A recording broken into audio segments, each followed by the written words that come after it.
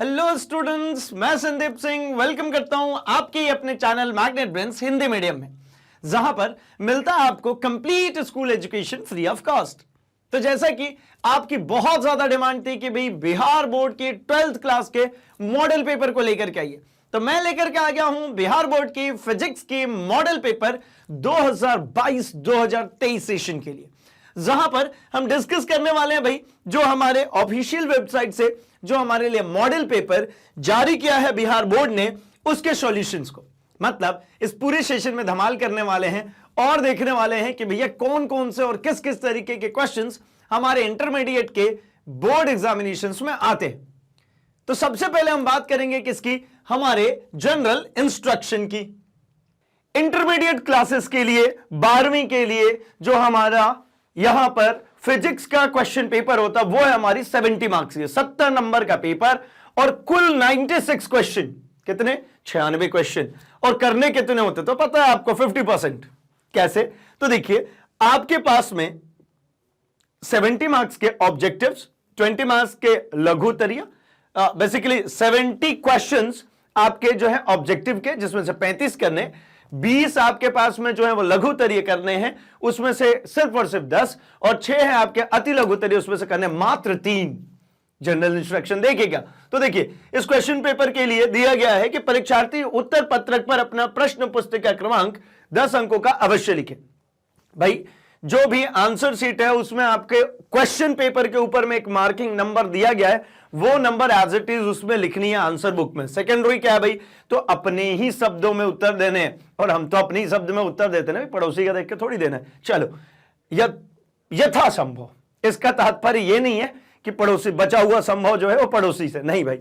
यथासंभव का मतलब सिर्फ और सिर्फ इतना सा है कि बुकिश लैंग्वेज का प्रयोग ना करें, आप अपनी समझ, अपनी सोच से आपने जो समझा है, सीखा है, उसके बेसिस पर आंसर्स करेंगे। दाहिने और हाशिए पर दिए हुए अंक पूर्णांक निर्दिष्ट करते हैं।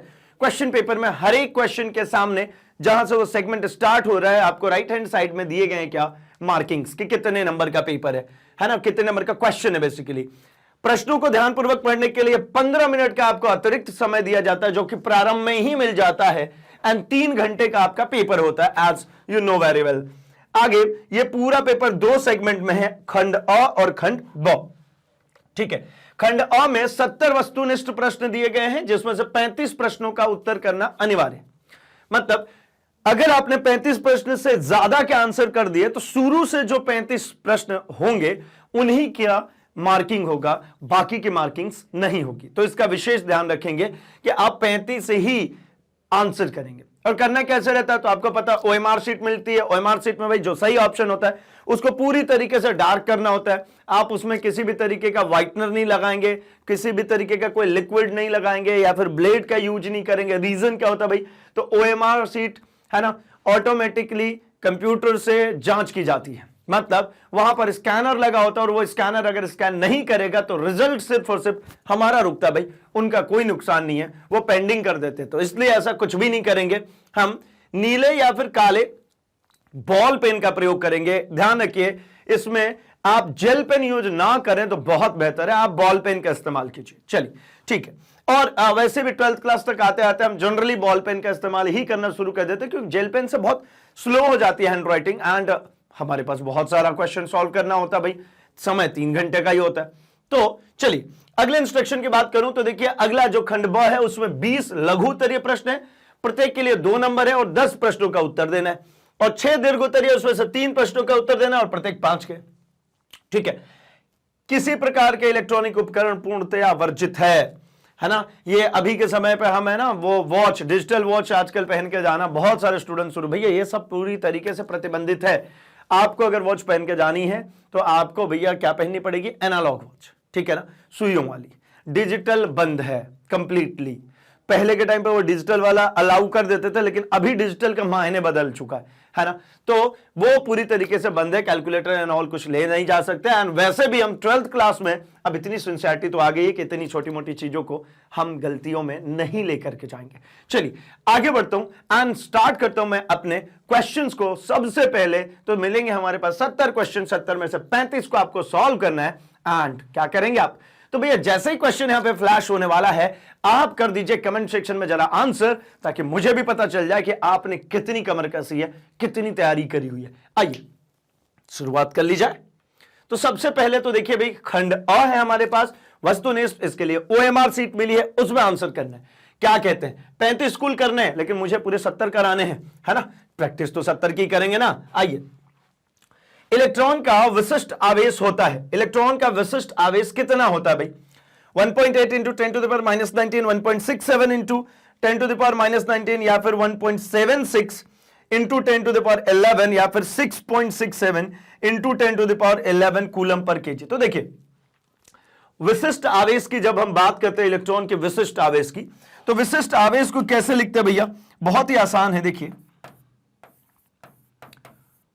विशिष्ट आवेश, ठीक है, क्या है, विशिष्ट आवेश। तो विशिष्ट आवेश का मतलब सिंपली जो एक आवेश है ना, आवेश किसका, इलेक्ट्रॉन का, अपॉन में इलेक्ट्रॉन का जो भार होगा, इलेक्ट्रॉन का जो द्रव्यमान होगा, सॉरी, जो द्रव्यमान होगा, इलेक्ट्रॉन का द्रव्यमान, इससे निकालूंगा क्या मैं, इससे निकलेगा विशिष्ट आवेश। ठीक है ना, विशिष्ट मतलब सिर्फ और सिर्फ आवेश, फिक्स्ड वैल्यू उसकी चाहिए मुझे। चलिए, तो आवेश कितना होता है भैया, अगर मैं इलेक्ट्रॉन के ऊपर बात करूं, इलेक्ट्रॉन पर आवेश बटा में इलेक्ट्रॉन का द्रव्यमान, तो 1.67 into 10 to the power minus 11, है ना, sorry 1.6 into 10 to the power minus 19, है ना, कुछ और क्लिक हो गया, खैर चलिए, 1.6 into 10 to the power minus 19 and upon में इलेक्ट्रॉन का द्रव्यमान हमारे पास यहां पे हिंट में गिवन है कितना, 9.1 into 10 to the power minus 31। जब आप इसको डिवाइड करेंगे तो आपको मिल जाएगा 1.76 इंटू 10 टू द पावर 11, क्योंकि नेगेटिव 13 है, 31 है बेसिकली, ये ऊपर जाएगा तो पॉजिटिव में कन्वर्ट हो जाएगा 11, क्या भाई, तो कूलम पर केजी। आप इसको विभाजित करेंगे तो आपको कूलम पर केजी मिल जाएगा। ठीक है, तो ऑप्शन दिख रहा है क्या, बिल्कुल दिख रहा है, C option, 1.76 into 10 to the power 11 coulomb पर केजी। चलेगा भाई, समझ में आया होगा। आइए क्रॉस वेरीफाई कर लेते हैं, बिल्कुल सही है ना। आगे बढ़ता हूं क्वेश्चन नंबर सेकंड पे। सेकंड क्वेश्चन कह रहे हैं, विद्युत क्षेत्र में किसी द्विध्रुव को घुमाने पर किया गया कार्य कितना होता है ना। अगर विद्युत क्षेत्र में किसी द्विध्रुव को घुमाते हैं तो कितना काम होता है। तो भैया देखिए, द्विध्रुव को घुमाने का सिंपल सा मतलब है ऐसा, ये मान लीजिए हमारा क्या है भाई, ये हमारा विद्युत क्षेत्र E, इक्वी इंटेंसिटी फील्ड, ये हमारा क्या है, विद्युत क्षेत्र है ना। समांतर लाइनें क्या बता रही है, तो एक समान विद्युत क्षेत्र को, ये किसको बता रही है, एक समान विद्युत क्षेत्र, एक समान विद्युत क्षेत्र। अच्छा भाई, तो इसमें क्या करना है, इसमें हमको लगाना है, इसमें रखना है हमको एक डायपोल, और उसको घुमाने में हमें करना है क्या काम। तो यहां पर एक डायपोल रख देता हूं, द्विध्रुव रख देता हूं, ये रहा मेरा एक द्विध्रुव, ठीक है ना, ये क्या हो गया, ये हो गया मेरा द्विध्रुव। अच्छा, इस द्विध्रुव को घुमाने में हमें निकालना है किया गया काम। तो ये E है और ये क्या है मेरा, मान लीजिए Q नेगेटिव और Q पॉजिटिव, द्विध्रुव तो ये होता है ना। ठीक, तो ये यहां पे जो फोर्स लग रहा होगा वो कितना लग रहा होगा, QE, और इधर में भी कितना लग रहा होगा, QE। ठीक है, और हमने पता किया था क्या भाई, तो हमें पता है कि कार्य बराबर होता है बल इंटू विस्थापन। क्या होता है, बल इंटू विस्थापन। तो यहां पर अगर कार्य बोलेंगे तो मैं कहता हूं एक छोटा सा काम, एक छोटा सा वर्क डन अगर आपने DW किया, छोटा सा काम, छोटा सा एंगल घुमाने में, तो बल कितना, F इंटू विस्थापन, मैं कहता हूं कि D थीटा आपने इसको क्या किया, घुमाया। अब जैसे ही आप इसको F को लिखेंगे तो ये क्या होता है, F QE D थीटा, इधर में मिलेगा आपको DW। अब आपको पूरे के लिए कार्य की गणना करनी है तो दोनों तरफ क्या कर देंगे, आप दोनों तरफ ले लेंगे इंटीग्रेशन। जैसे ही दोनों तरफ इंटीग्रेशन लेंगे, यहां पर आपको E की वैल्यू रखनी पड़ेगी एंड यहां से आपको मिल जाएगा क्या भाई, तो आपको यहां से वैल्यूज मिल जाएंगी कितना, तो वर्क डन इक्वल्स टू मिल जाएगा मुझे PE 1 माइनस कॉस थीटा। क्या मिल जाएगा, PE 1 माइनस कॉस थीटा। ठीक है ना। चलिए, तो यहां से बातें समझ में आ जाती हैं कि भाई क्या निकलने वाला है, कैसे निकलने वाली है वैल्यू। तो आंसर देखिए जल्दी से, क्या है आपका आंसर, ये रहा B, work done equals to PE 1 minus cos theta. ठीक, चलिए इसको कंप्लीट इंटीग्रेशन पे हमें ये चीज मिलती है ना। क्रॉस वेरीफाई कर लेते हैं इसको, B is the correct one, चलेगा ना। आइए आगे बढ़ते, क्वेश्चन नंबर 3 में, किसी माध्यम का अपेक्षिक परावैद्युतता है ना ई आर एप्सिलॉन आर होता है, कितना होता है भाई? माध्यम के अपेक्षिक परावैद्युतांक की अगर बात करते हैं तो देखिए ना, ये एप्सिलॉन आर जो होता है ये एप्सिलॉन अपॉन में एप्सिलॉन नॉट के बराबर होता है ना। ये माध्यम की परावैद्युतांक, माध्यम की परावैद्युता, ठीक है, ये जो एब्सोल्यूट होती है, मतलब ये परावैद्युता जो भी निकले उसकी अपॉन में जो एब्सोल्यूट होती है, एब्सोल्यूट का मतलब क्या होता है भाई? निरपेक्ष परावैद्युता, निरपेक्ष परावैद्युता। एप्सिलॉन नॉट जो है ना, इसी को कहते हैं हम क्या, इसको निरपेक्ष कहते हैं। जहां भी नॉट लग जाता है वो क्या होता है? निरपेक्ष। तो ये तो टू द पॉइंट था, डायरेक्ट था। C is the correct one, C option आपका क्या दिख रहा है? बिल्कुल सही है, चलेगा। चलिए आगे बढ़ता हूं मैं क्वेश्चन नंबर 4 पे। 4 में कह रहे हैं कि संधारित्रों के समांतर संयोजन में जो राशि प्रत्येक संधारित्र के लिए समान रहती है वह है, संधारित्र का जब आप समांतर संयोजन करते हैं, जब है ना पैरेलल कैपेसिटर्स की हम बात करते हैं, समांतर क्रम में हमने ये संधारित्र लगाए हुए हैं, है ना। चलिए ये सभी संधारित्र हैं भाई, समांतर में लगे हैं। तो समांतर में क्या सेम होता है भाई? तो आपको पता है समांतर में हमेशा ही जो होता है वो विभवांतर समान रह जाता है, विभवांतर हमेशा समान रहेगा, क्योंकि Q तो बट जाएगा, लेकिन विभवांतर के लिए 2 ही टर्मिनल है, A B।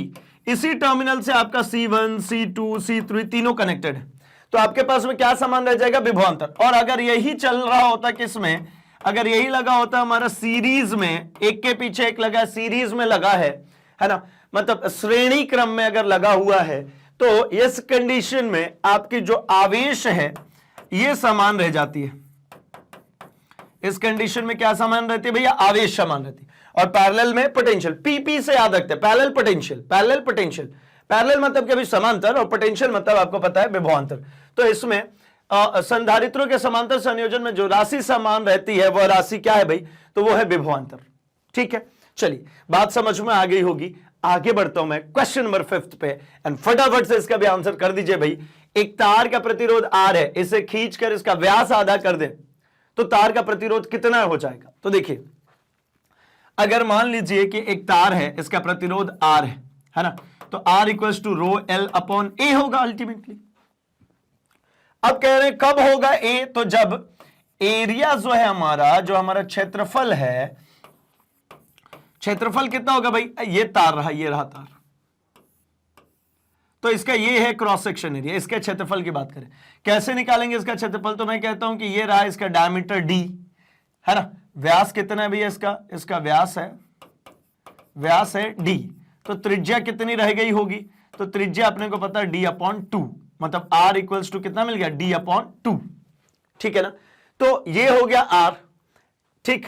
अब अगर मैं कहता हूं इसको कि इस R का क्या कर दीजिए? आधा, तो R अपॉन मैंने क्या कर दिया? R अपॉन कर दिया मैंने 2। अगर देखिए व्यास को आधा करेंगे तो त्रिज्या का भी आधा ही होगा ना, ठीक। तो R अपॉन 2, तो मैं अभी कहता हूं कि क्षेत्रफल जो होगा इसका होगा पाई R स्क्वायर। मैं कहता हूं अब नया, है ना, नया प्रतिरोध, नए प्रतिरोध को मैं R डैश कह लूं, कितना हो जाएगा? रो L अपॉन A। अब इसका एरिया बताइए कितना होगा? तो एरिया मतलब A डैश कह लेता हूं, इसका जो एरिया होगा A डैश वो कितना होगा भाई? तो ये होगा पाई R अपॉन 2 का स्क्वायर, क्योंकि क्या करना था? R को आधा कर देना था, तो पाई R अपॉन R का, तो ये क्या बन गया? R स्क्वायर अपॉन 4, ठीक है। तो फाइनली अगर आप देखेंगे तो R डैश कितना मिल गया आपको? और रो L 4 को ऊपर भेज दीजिए अपॉन में पाई R स्क्वायर। इसको भी अगर आप सॉल्व करते हैं तो क्या है? रो L upon pi R square. इसकी जगह पे क्या लिखना है? R। तो भैया यहां पर जो ये आपको वैल्यू दिख रही है, इसकी जगह पे क्या लिख दो आप लिख दो नॉर्मली R। तो R dash is equals to how much? 4 times of R। R dash is equals to कितना भैया? 4 टाइम्स ऑफ R, ठीक है। ठीक, चलिए आगे बढ़ते हैं। वायु में रखे गोलीय चालक की धारिता समानुपाती होती, किसके भाई? वायु में अगर रखा है कोई गोलीय चालक तो उसकी धारिता किसके समानुपाती होगी? तो ये सिंपल सी बात है भाई। देखिए, वायु में रखे गोलीय चालक को अगर हम बोलते हैं तो ऐसा हो गया भाई, ये हमारा गोलीय चालक, ठीक है, वायु में रखा है, ठीक।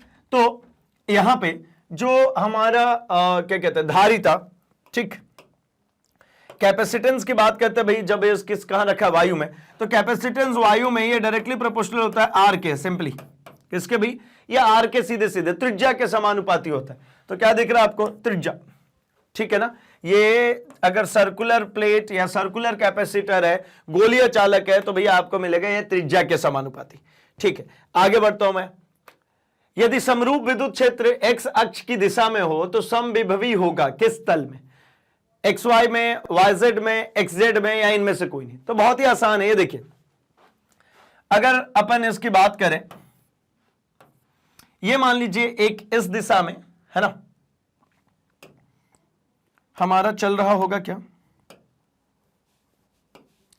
इस दिशा में हमारे पास एक वेव चल रही है, ठीक है।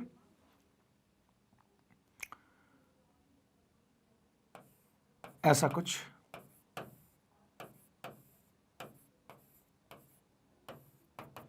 ये जो प्लेन है, कौन सा प्लेन है भैया? ये एक्स वाई प्लेन है, ठीक है ना। ये कौन सा प्लेन है? ये एक्स वाई प्लेन है, ठीक।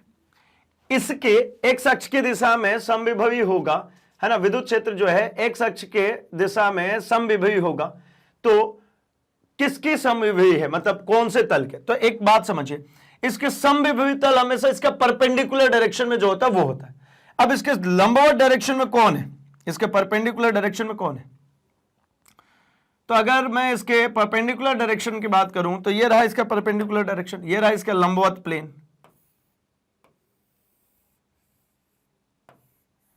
यही होगा ना इसके लंबवत प्लेन, ठीक है, इसके लंबवत प्लेन। तो लंबवत प्लेन कौन सी होगी? ये जो हो गई, यहां पे अगर मैं बात करता हूं, यहां से एक और लाइन ड्रॉ करता हूं, ये रही मेरी कौन सी? एक्स, ठीक है। अगर आपने इसको कहा, ये जो मैं बना रहा हूं इसको आपने कहा वाई, तो ये कौन सी रहेगी? जेड। तो ये कौन सा प्लेन हुआ? ये वाला कौन सा प्लेन हुआ? तो ये वाला जो प्लेन है ये वाईजेड प्लेन दिख रहा है आपको। वाईजेड के कैसी है? लंबवत है। तो आंसर क्या हो जाएगा? वाईजेड तल में, ठीक है ना।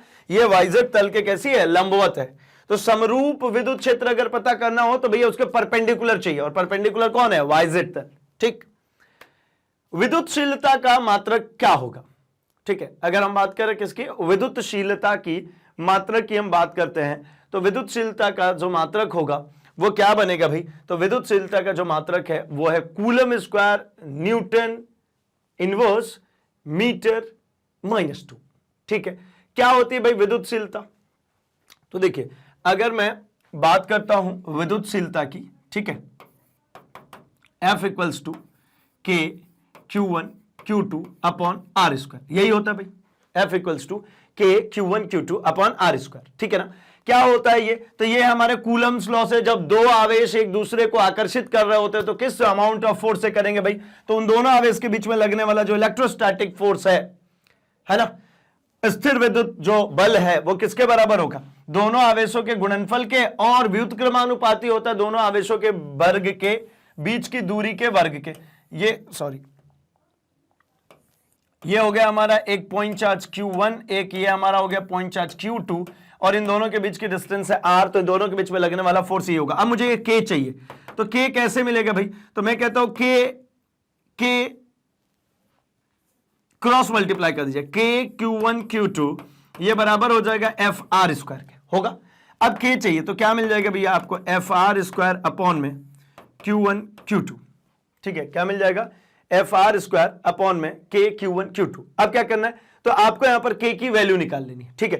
K की वैल्यू कितनी होती है भाई? तो 1/4 pi epsilon naught is equals to FR square upon Q1 Q2। मुझे किसकी वैल्यू चाहिए? ये एप्सिलॉन नॉट की। किसकी? एप्सिलॉन नॉट की वैल्यू चाहिए। तो इसको भी इधर भेज देते हैं। वैसे 4 पाई से कुछ होना तो है नहीं, बट स्टिल ठीक। 4 पाई एप्सिलॉन नॉट, दोनों तो अब रेसिप्रोकल ले लूं, ये क्या हो जाएगा? ऊपर चला जाएगा, Q1 Q2 अपॉन में आ जाएगा कौन? FR square. ये किधर आ गया, अपॉन में आ जाएगा, ये एफ आर स्क्वायर नीचे चला गया। अब क्या करना भाई, मुझे चाहिए ये एप्सिलॉन नॉट सिर्फ और सिर्फ, तो एप्सिलॉन नॉट कितना होगा 1/4 पाई times of Q1 Q2 upon F R square. अब क्या करेंगे आप सिंपली देखिए, अब इसकी इकाई देखिए क्या मिलेगी इसकी इकाई। तो Q1 Q2 आपको दिख रहा है, मतलब ये क्या है, आवेश है, आवेशों की इकाई क्या हो जाएगी कूलम स्क्वायर, अपॉन ये क्या है भैया, तो ये है न्यूटन, और ये आर स्क्वायर मतलब क्या हो जाएगा मीटर स्क्वायर। अगर सिंगल लाइन में लिखे तो न्यूटन मीटर -2। ठीक है, कौन सा ऑप्शन दिख रहा है आपको, दिख रहा है ए इज द करेक्ट वन। ठीक है, चलिए यहां पे 4 पाई के लिए कुछ नहीं लिख रहे हैं, तो आपको पता ना भैया कांस्टेंट के लिए थोड़ी यूनिट होगा, 4 पाई एक नंबर है, कांस्टेंट है। ठीक है, 8th का कौन सा ए होगा, और ए बिल्कुल सही है। आगे बढ़ते हैं हम जरा 9th पे। मीटर सेतु की जो तार है वो किस चीज की बनी होती है, क्या तांबे की होती है, स्टील की होती है, मैंगनीन की होती है, लोहा की होती है। तो मीटर सेतु आपको पता है, ठीक है ना, जो मीटर सेतु होती है, मीटर सेतु में हम क्या करते हैं भाई, तो हम वहां पे सेल्स को कनेक्ट करते हैं और निकाल करके लेकर के आते हैं क्या, तो यहां पे हम लेकर के आते हैं अननोन रेजिस्टेंस को। ठीक है ना, मीटर ब्रिज में क्या करते हैं अननोन रेजिस्टेंस, क्यों, क्योंकि ये व्हीट स्टोन ब्रिज के प्रिंसिपल पे काम करता है।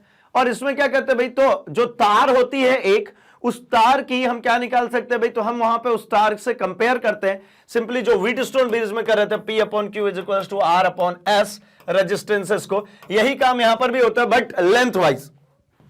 ठीक है, तो किसका होगा, तो ऑब्वियस सी बात है, देखिए भाई किसी भी मेटल का तो होना नहीं चाहिए, क्योंकि मुझे रेजिस्टेंस फाइंड आउट करनी है, तो रेजिस्टेंस की वैल्यू बढ़ानी पड़ेगी थोड़ी सी।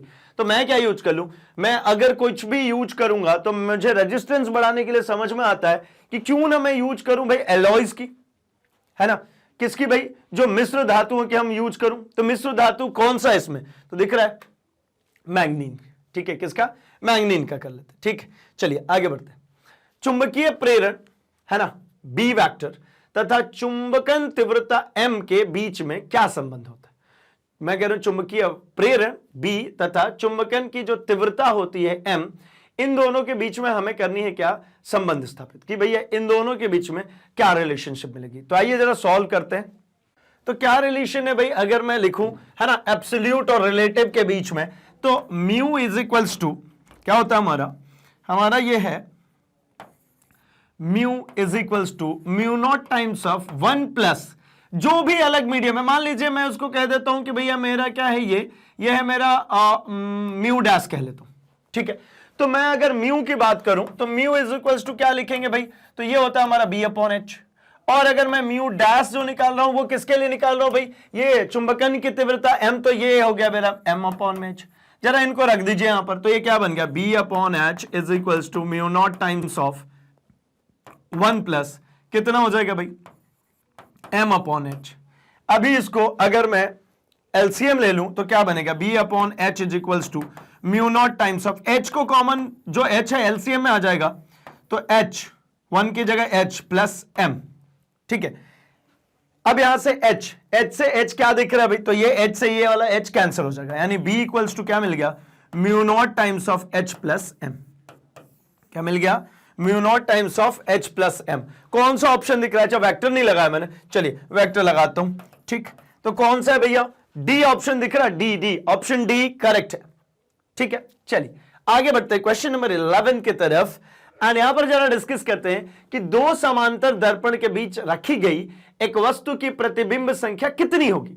दो पैरेलल हमने रख दी है दर्पण, देखिए एक रहा ये दर्पण हमारा, और इसी के समांतर रख दिया मैंने क्या, ये दूसरा दर्पण हमारा, मतलब दोनों दर्पणों के बीच का कोण कितना है, इन दोनों के बीच कोण कितना है भैया, तो कह सकता हूं मैं 0 डिग्री।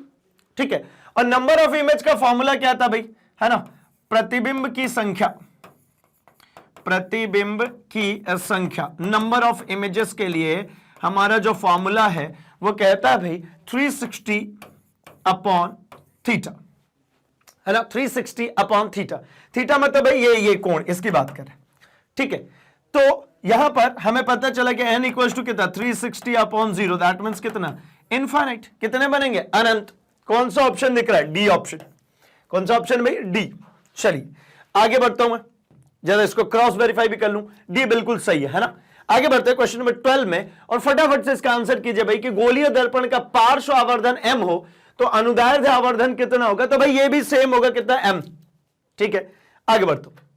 अगर किसी प्रकाश का किसी दो माध्यमों में तरंग दैर्ध्य λ1 तथा λ2 हो तो स्नेल का नियम क्या होगा। स्नेल्स लॉ क्या होता है भाई, तो स्नेल्स लॉ होती है हमारी, Snell's law sin I upon sin R is equals to, हमें पता है कांस्टेंट होता है, एक नियतांक होता है, यह हमारा स्नेल्स लॉ, नियतांक। ठीक है,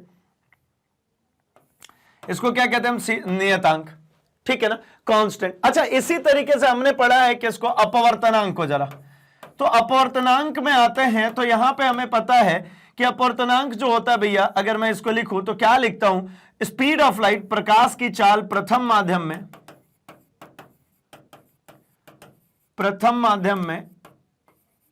अपॉन प्रकाश की चाल द्वितीय माध्यम में, प्रकाश की चाल प्रथम माध्यम में अपॉन में प्रकाश की चाल द्वितीय माध्यम में, इसको ही कहते हैं हम अपवर्तनांक। अच्छा, तो यहां पे sin I upon sin R, मतलब इसी को अपवर्तनांक को इससे भी लिखते हैं भैया, sin I upon sin R। तो अल्टीमेटली अगर मैं कहता हूं इस ईटा की वैल्यू को निकालूं तो प्रकाश की चाल प्रथम अपॉन द्वितीय, ये क्या है भाई, तरंग दैर्ध्य है ना, तरंग दैर्ध्य। ठीक है, ये क्या है, तरंग दैर्ध्य, वेवलेंथ है। अगर इसको टाइम से डिवाइड करूं, अगर प्रकाश की चाल प्रथम माध्यम में कहना चाह रहा हूं तो मैं कहता हूं λ1 अपॉन में t, λ2 अपॉन में t, टाइम से टाइम को उड़ा दीजिए तो क्या बचा, ईटा इक्वल्स टू बचा ना λ1 अपॉन में λ2, मतलब मैं यहां ईटा की जगह पे क्या लिख सकता हूं, λ1 अपॉन λ2। तो क्या दिख रहा है ऑप्शन में आपको, बी दिख रही है आपको, λ1 अपॉन में λ2। ठीक है, चलिए ऑप्शन आपको मिल गया भाई B is the correct one. ठीक है, आगे बढ़ते हैं क्वेश्चन नंबर 14 की तरफ। 14 में कह रहे हैं किस कारण से वायु का जो बुलबुला पानी में चमकता है। अगर हम कहते हैं कि भैया वाटर बबल जो बनता है, जैसे पानी है नीचे से ऐसा बुलबुला उठता हुआ ऊपर की तरफ आता है, तो मुझे दिख पाता है ना वो बुलबुला। ठीक है, तो कोई भी चीज अगर आपको दिखती है तो दिखने का एकमात्र कारण होता है वो है परावर्तन। कोई भी चीज कब प्रतीत होती, कब दिखाई पड़ती है हमारी आंखों को, तो प्रकाश किरण उस वस्तु पर जाए, टकराए, और टकरा के जब हमारी आंखों पर लौटता है तभी हमें उस वस्तु का एहसास होता है ना। किसी भी वस्तु को देखने का मुख्य कारण कौन है भाई, परावर्तन। तो 14 का क्या ऑप्शन हो जाएगा, ए, परावर्तन। ठीक है, रिफ्लेक्शन। चलिए क्रॉस वेरीफाई कर लेते हैं, ए सही है बिल्कुल। चलिए भाई आगे बढ़ते हैं क्वेश्चन नंबर 15 की तरफ। और 15 क्या कह रहे हैं, दो उत्तल लेंस परस्पर संपर्क में है, समतुल्य लेंस कैसा होगा। दो अगर उत्तल लेंस ले लूं मैं, दो उत्तल लेंस ले लिया, अच्छा दो कंप्लीट उत्तल ले लीजिए भैया, दो कंप्लीट ये उत्तल लेंस लेकर के परस्पर को संपर्क कर दी। ये क्या काम करते हैं भाई, तो ये अल्टीमेटली इसका गुण क्या है, अगर ये पहला वाला सिर्फ और सिर्फ होता तो यहां पर जाती इमेज बनती, लेकिन दूसरी लेंस के आ जाने से आपको पता है कि ये यहां नहीं बन करके इमेज कहां बनती है, थोड़ी सी और पीछे चली आएगी, है ना। क्यों, क्योंकि इसका भी गुण क्या है भाई, कन्वर्जिंग, इसका भी गुण क्या है, कन्वर्जिंग। दोनों ही कन्वर्जिंग लेंस है, तो अल्टीमेटली फाइनली इन दोनों का मिलाकर के भी ये कैसा रह जाएगा, कन्वर्जिंग ही रह जाएगा। ठीक है, कन्वर्जिंग है इसका मतलब क्या रहेगा, तो भैया ये उत्तल लेंस ही रहेगा। ठीक है ना, ये कैसा रहेगा, उत्तल लेंस ही रहेगा। समतलोत्तल और समतलो उत्तल, इसका क्या मतलब होता भाई, समतलो अवतल कहेंगे तो ये रही समतलो अवतल, पहला समतल और दूसरा अवतल। समतलो उत्तल कहेंगे तो ये रही समतल और ये रही उत्तल। ठीक है, तो ये सी और डी आपको दिख गया, ये डायग्राम्स होते हैं, ऐसा थोड़ी दिख रहा है आपको, अवतल है नहीं है, अवतल जैसा बिहेव कर नहीं रहा है, क्योंकि बीच का थिकनेस, ये जो बीच का भाग है ये आपको दिख रहा होगा, ये मोटा है और ये जो किनारे हैं वो पतले हैं। इसका मतलब ही होता है कि ये कैसा है, तो ये हमारा कन्वर्जिंग लेंस। ठीक है, तो क्या बनेगा, उत्तल ही रहेगा। चलिए B is the correct one, चलेगा। क्वेश्चन नंबर 16 पे आते हैं, फटाफट से 16 को देखते हैं। जब कोई श्वेत प्रकाश किरण किसी प्रिज्म से गुजरती है तो किस रंग के लिए विचलन कोण का सबसे मान अधिक होता है। तो भाई ये तो बड़ा ही सिंपल सवाल पूछ लिया, कैसे, तो भाई हमने ऐसा कहा ना कि ये रही हमारी प्रिज्म, अब यहां पे कह रहे श्वेत प्रकाश, मतलब सातों वर्ण जाएंगे इसमें, तो श्वेत प्रकाश ये गई, ये एक रेड कलर में, और सबसे नीचे क्या भाई, तो सबसे नीचे बैंगनी कलर में, ये डायवर्ट होगी। अब विचलन कोण कैसे निकालते हैं, तो विचलन कोण, इसको आप पीछे की तरफ बढ़ाइए और ये आपतित किरण को आगे की तरफ, ये जो आपतित किरण था इसको आगे की तरफ अगर आप बढ़ाते हैं और ये जो निर्गत किरण थी इसको अगर आप पीछे की तरफ बढ़ाते तो आपतित और ये निर्गत के बीच में बना कोण ही कहलाता विचलन कोण। और यहां पर आपको साफ सुथरा दिख रहा है कि विचलन कोण जो है बैंगनी के लिए ज्यादा है। रेड के लिए बना के देखिए, लीजिए ये रेड का इतना छोटा सा कोण बना और बैंगनी का ज्यादा। जिसका विचलन ज्यादा उसका कोण ज्यादा, भाई सीधी बात, जिसका विचलन ज्यादा उसका कोण ज्यादा। तो कौन सा दिख रहा है आपको? आपको दिख रही है बैंगनी, मतलब B is the correct option, है ना। चलिए आगे बढ़ता हूं 17th क्वेश्चन पे। 17th में कह रहे हैं कि आर त्रिज्या वाले गोलीय संधारित्र की धारिता कितनी होगी। अच्छा, एक हमें प्रोपोर्शनैलिटीज के लिए भी हमें देखने को मिला था, यहां पर गोलीय संधारित्र की बात करें तो ये सिंपल है भाई, ये कितनी होती है? C is directly proportional, C is equal to 1/4 pi epsilon naught Q upon R, ठीक है ना। रेडियस पर सीधे सीधे डिपेंडेंट होता भाई ये, ठीक है। C is equal to 1/4 pi epsilon naught Q upon R। ये तो सीधे सीधे हमारी डेरिवेशन, इसको तो हमने स्ट्रेट फॉरवर्ड डायरेक्टली इसको पढ़ाई है, हमने इसको सीखा ही है ना। आगे बढ़ते हैं क्वेश्चन नंबर 18 की तरफ। विद्युत द्विध्रुव के कारण अक्षीय तथा निरक्षीय स्थितियों में, ठीक है, विद्युत क्षेत्र की तीव्रता का अनुपात कितना होता है? तो देखिए विद्युत द्विध्रुव के कारण हमसे कह रहे हैं ई एक्सियल, ई अक्षीय और ई नॉन एक्सियल की बात करें, ई निरक्षीय, है ना, नॉन एक्सियल और ई एक्सियल, ठीक है। यह हमारी अक्षीय स्थिति। अक्षीय स्थिति में क्या होता है भाई? तो हमें देखने को मिलता है 2p अपॉन में r क्यूब। अब ये देखिए मैं जो r क्यूब लिख रहा हूं हो सकता है x क्यूब लिख रहे हो आप, ठीक है ना, दूरी है। और यहां पर कितना होता है भाई? तो ये होता है p अपॉन में r क्यूब, ठीक है। तो क्या देखने को मिल रहा है आपको कि E axial is equals to 2 times of E non axial. मतलब क्या मिला भाई? E जो है या विद्युत क्षेत्र की तीव्रता, विद्युत क्षेत्र की तीव्रता, है ना, विद्युत क्षेत्र की तीव्रता, विद्युत क्षेत्र की तीव्रता। और यहां पर क्या दिख रहा है भाई? कौन सा? अक्षीय। इसमें 2 का गुणा कर दीजिए, किसमें? नॉन एक्सियल, निरक्षीय में, है ना। विद्युत क्षेत्र की तीव्रता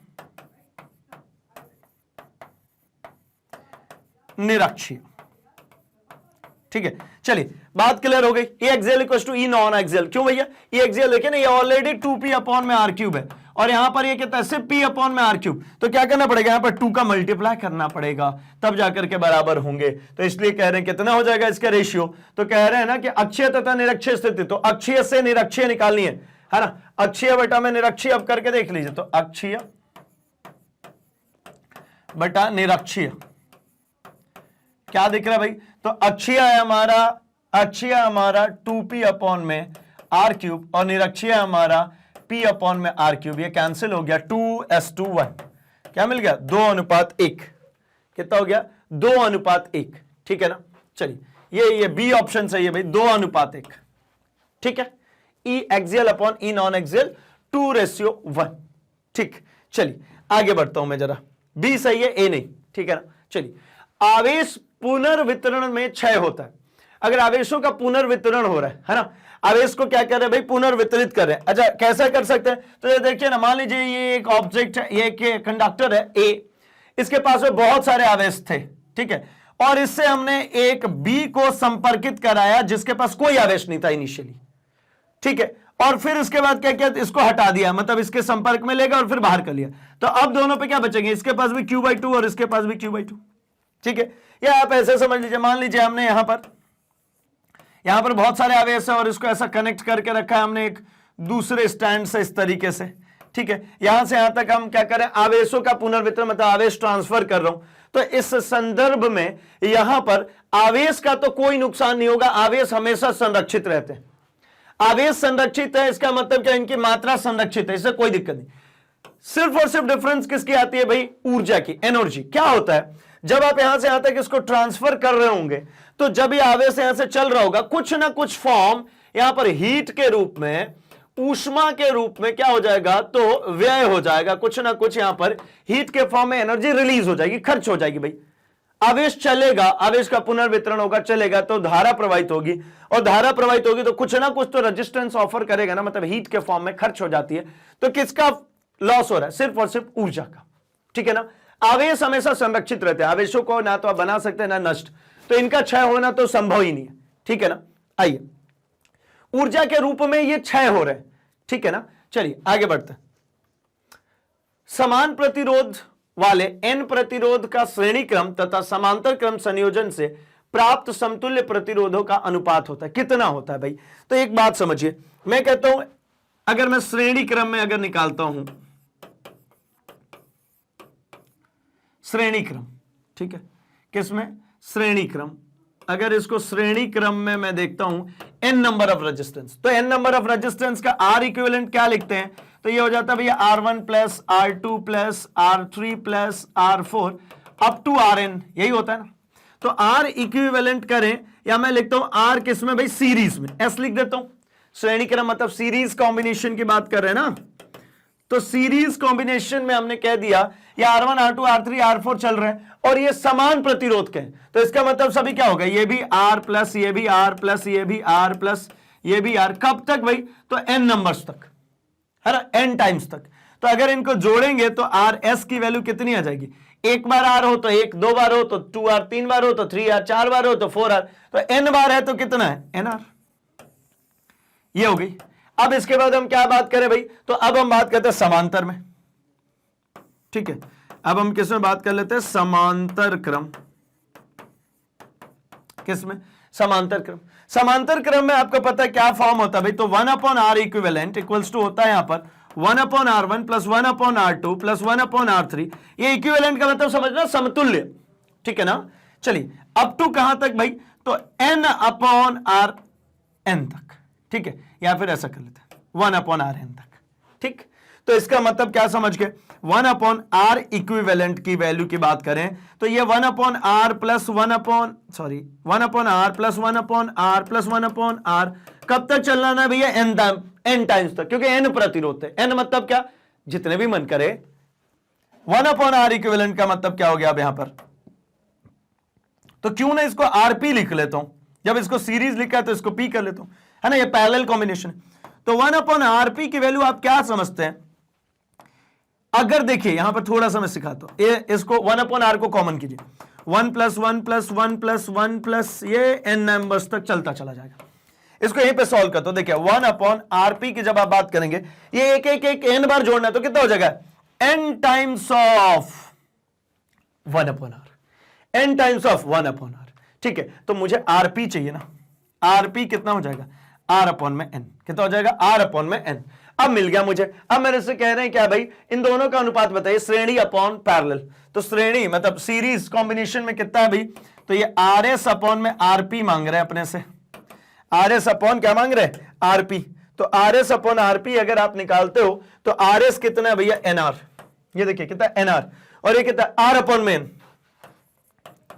तो ये फाइनली कितना होगा, n ऊपर चला जाएगा, n², R से R कैंसिल हो गया, तो RS अपॉन में RP, मतलब RS अपॉन RP जो होगा वो कितना होगा, n²/1, है ना, कितना है ये, n²/1। कौन सा ऑप्शन दिख रहा है, ऑप्शन बी, ये n², ठीक है ना, अनुपात 1। अब नहीं दिया ऑप्शन में तो n², ठीक है। इसका सीधा मतलब है कि इसके नीचे 1 है, अब ये सिंपली n² भी तो लिख सकते हैं ना, ये देखिए। आई होप यहां तक की बात समझ में आई है। चलिए तो बढ़ते हैं हम अपने अगले क्वेश्चन पे, एंड अगला जो 21st क्वेश्चन है वो कह रहे हैं भाई कि जब एक विद्युत द्विध्रुव बंद सतह से घिरा हुआ हो तो बंद सतह पर विद्युत फ्लक्स का मान कितना होगा। अच्छा चलिए जरा देखते हैं कि जैसे मान लीजिए ये एक हमारे पास क्या है, कोई सतह बंद वक्र, इसमें हमने एक रख दिया क्या, इलेक्ट्रिक डायपोल, विद्युत द्विध्रुव। और विद्युत द्विध्रुव होता क्या है भाई, तो हमें पता है ये होगा Q पॉजिटिव, ये होगा हमारा क्या, Q नेगेटिव। समान परिमाण के विपरीत आवेश जिनको 2L डिस्टेंस पर रख करके बनाया जाता है, ऐसा निकाय द्विध्रुव कहलाता है। और हम चलते हैं कहां भाई, तो गॉस थ्योरम के ऊपर। तो गॉस प्रमेय में हमसे बात की गई थी, गॉस प्रमेय में क्या बात हुई थी भाई, गॉस प्रमेय में, तो गॉस प्रमेय में कहा गया था फाई जो होता है, फ्लक्स जो होता है ना, वो होता कितना है भाई, तो ये होता है 1/ε0 टाइम्स ऑफ, है ना, 1 विद्युतशीलता इनटू कुल आवेश, यानी total charge present inside the vessel. तो phi equals to flux equals to 1/ε0 times of Q। अब इस Q को निकाल के लेकर के आते हैं, Q टोटल कितना है ना, क्यू टोटल कितना होगा, क्यू नेट इसके अंदर कितना होगा डायपोल के अंदर।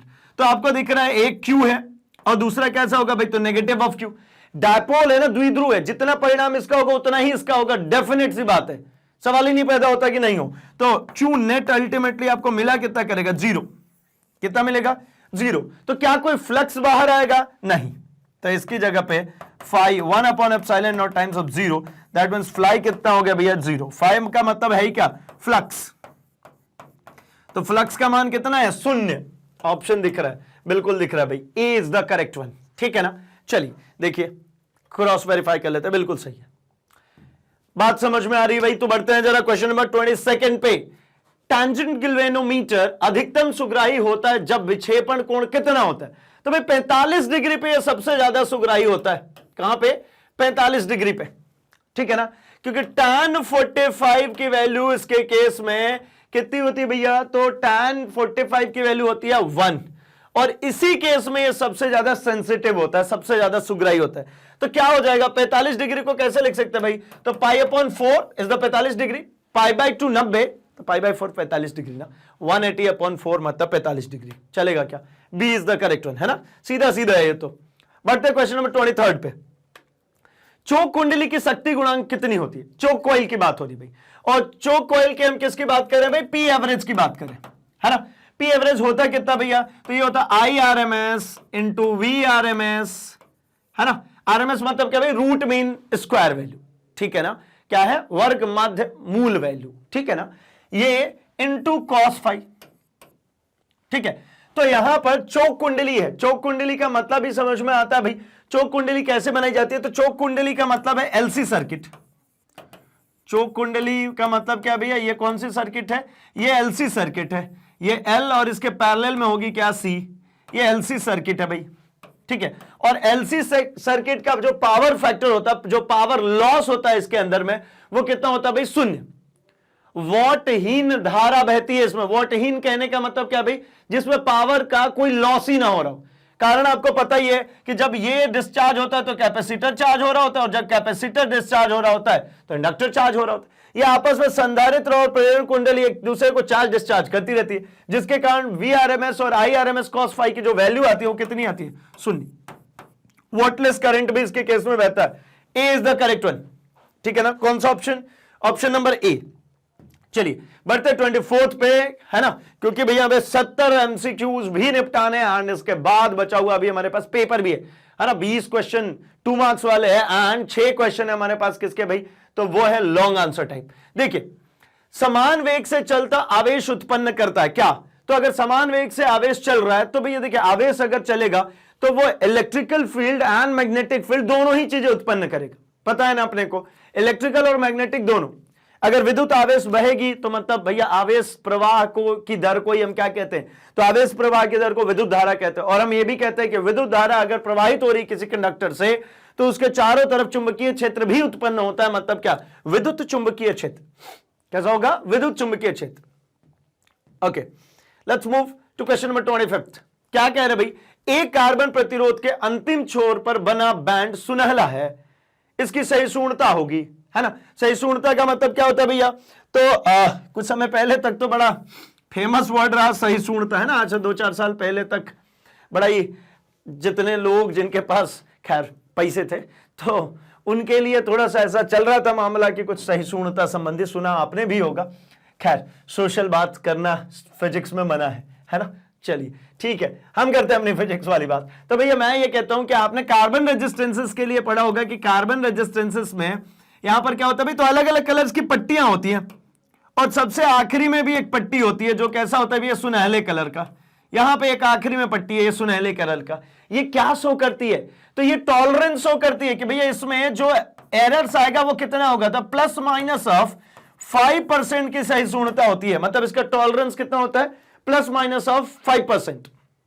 ठीक है ना, मतलब इस रेजिस्टेंस का, जो भी रेजिस्टेंस हो, रेजिस्टेंस की वैल्यू जो भी हो, ठीक है ना, आपको यहां पर, आपको पता है रेजिस्टेंस कैसे लिखते हैं, ए बी गुणे सी की पावर डी, है ना, प्लस माइनस, ठीक है, और जो भी कलर दिया है उसका परसेंटेज हम ले लेते हैं।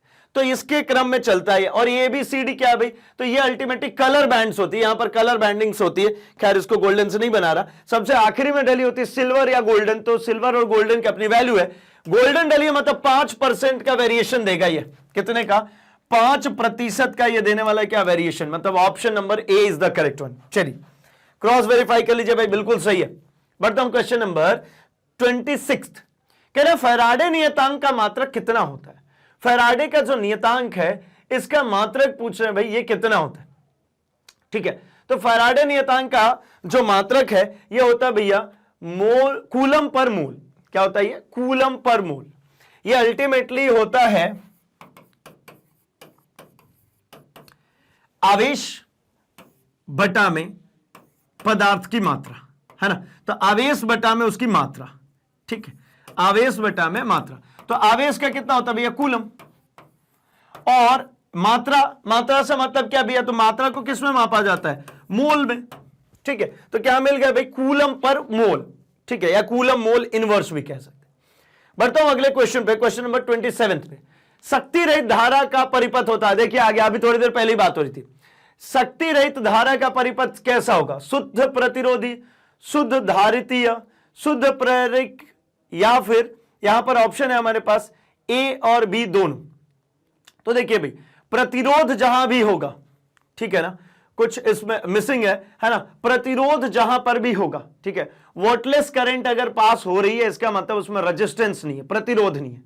प्रतिरोध होगा, ठीक है ना, प्रतिरोध अगर होगा तो कुछ ना कुछ पावर कंजम्पशन हो जाएगा। तो मतलब क्या, शुद्ध धारितीय होगा और शुद्ध प्रेरक होगा, शुद्ध धारितीय और शुद्ध प्रेरक। मतलब अगर इसको कहता हूं कैसा कि बी और सी दोनों, ठीक है, यहां पर लिखा ही है बी और सी दोनों, ठीक है ना। तो इस हिसाब से ये दोनों चीजें एलसी सर्किट में होता है भाई, सिर्फ और सिर्फ किसमें, एलसी सर्किट। तो ये जो आंसर है वो गड़बड़ है भाई। ठीक है, आगे बढ़ते 28 पे, ठीक है ना।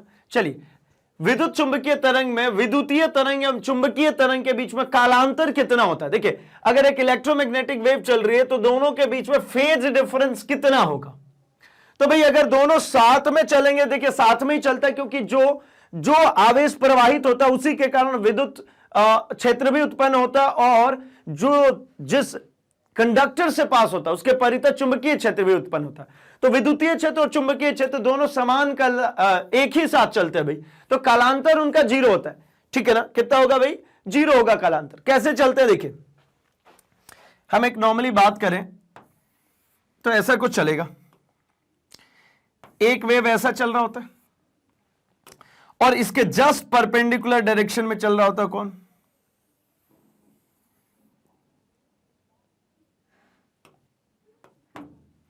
ये, ठीक है। मतलब एक दूसरे कैसे चलते भैया, लंबवत। अगर मान लीजिए विद्युत इधर चल रही है तो चुंबकीय क्षेत्र जस्ट इसके लंबवत है, ठीक है। ये दोनों प्लेन एक दूसरे कैसे लंबवत ऐसे चलते हैं, ठीक है। लेकिन फेज का कोई डिफरेंस नहीं है, देखिए एक ही जगह पे आएंगे, मिलेंगे, एक ही जगह पे चलेगा, है ना। ये आखिरी वाले को हटा देता हूं, अदरवाइज आप कहेंगे कि भैया यहां पे तो आपने अलग कर दिया, ठीक है। ये थोड़ा सा मिसमैचिंग बना हुआ है तो इसको हटा देते हैं ना, हमारे पास 2-3 जगह से तो दिख ही रहे, इतना सफिशिएंट है देखने के लिए, ठीक है। क्या दिख रहा है भाई, इनके में कोई फेज डिफरेंस है क्या, नहीं। यहीं पे आके इसको क्रॉस किया, यहीं पे आके इसको क्रॉस किया, मतलब फेज डिफरेंस 0, ठीक है। रहते हैं अलग अलग तल में, 90 डिग्री के तल में रहते हैं, लेकिन फेज में कोई डिफरेंस नहीं। आगे बढ़ता हूं, क्वेश्चन नंबर 29। यहां कह रही है यदि समान फोकस दूरी एफ के दो लेंस संपर्क में समान प्रधान अक्ष पर रखे जाए तो समतुल्य फोकस कितना होगा। मतलब कह रहे हैं कि यहां पर एक ही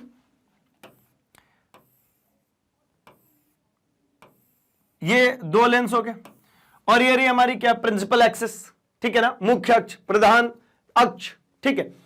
दो समान फोकस दूरी के लेंस को रख दिया। अब ये नहीं कह रहे कि कौन सा लेंस, तो मैं तो ले लेता हूं भैया कि दोनों उत्तल है।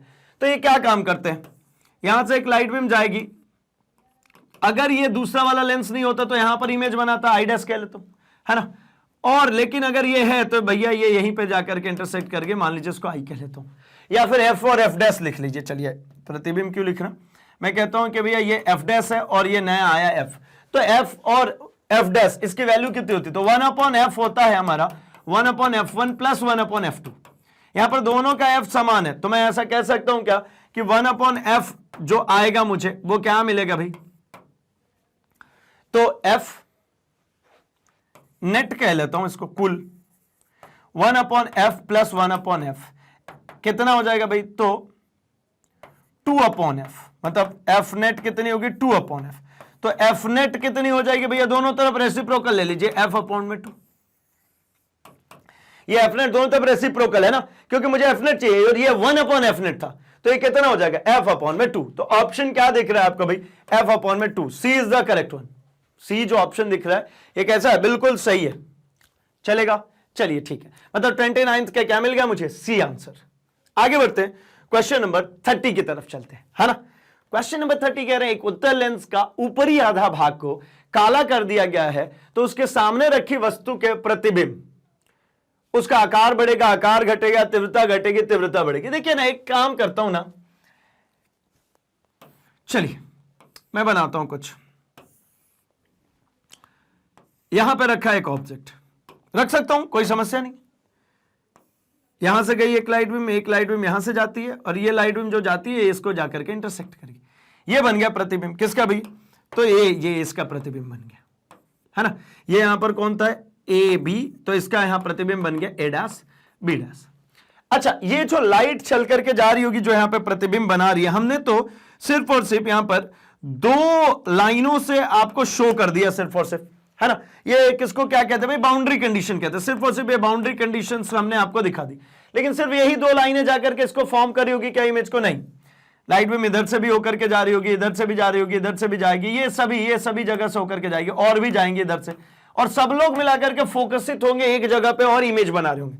अब मैं कहता हूं कि भैया आपने क्या किया है, आपने सिंपली काम किया कि आपने ऊपर वाले भाग को काला कर दिया, यहां से काट देते। अब क्या होगा, तो सीधा सिंपल सा दिख रहा है ना कि अभी यहां से जो लाइट बीम, इतनी दूरी से जो लाइट बीम जा रही थी वो खत्म हो गई, सिर्फ और सिर्फ इस आधे भाग द्वारा लाइट बीम भेजी जाएगी।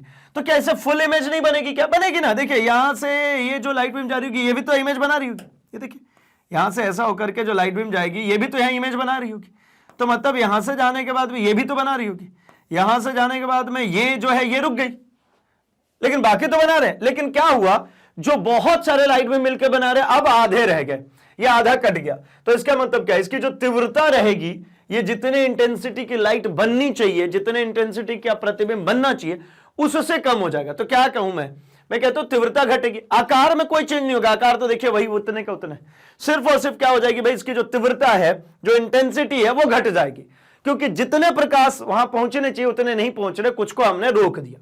चलेगा, आगे बढ़ता हूं 31 पे। सामान्य मानव आंख के लिए स्पष्ट दृष्टि की न्यूनतम दूरी क्या होती है, भाई एलडीडीवी की बात कर रहे हैं, स्पष्ट दृष्टि की मतलब स्पष्ट दर्शन की न्यूनतम दूरी, तो 25 सेंटीमीटर वह न्यूनतम दूरी है जहां पर मैं किसी चीज को रखता हूं तो उसको मैं साफ सुथरा पढ़ सकता हूं, या फिर मैं कहूं तो हमारी सामान्य आंखें 25 सेंटीमीटर पर क्लियरली चीजों को देख लेती है।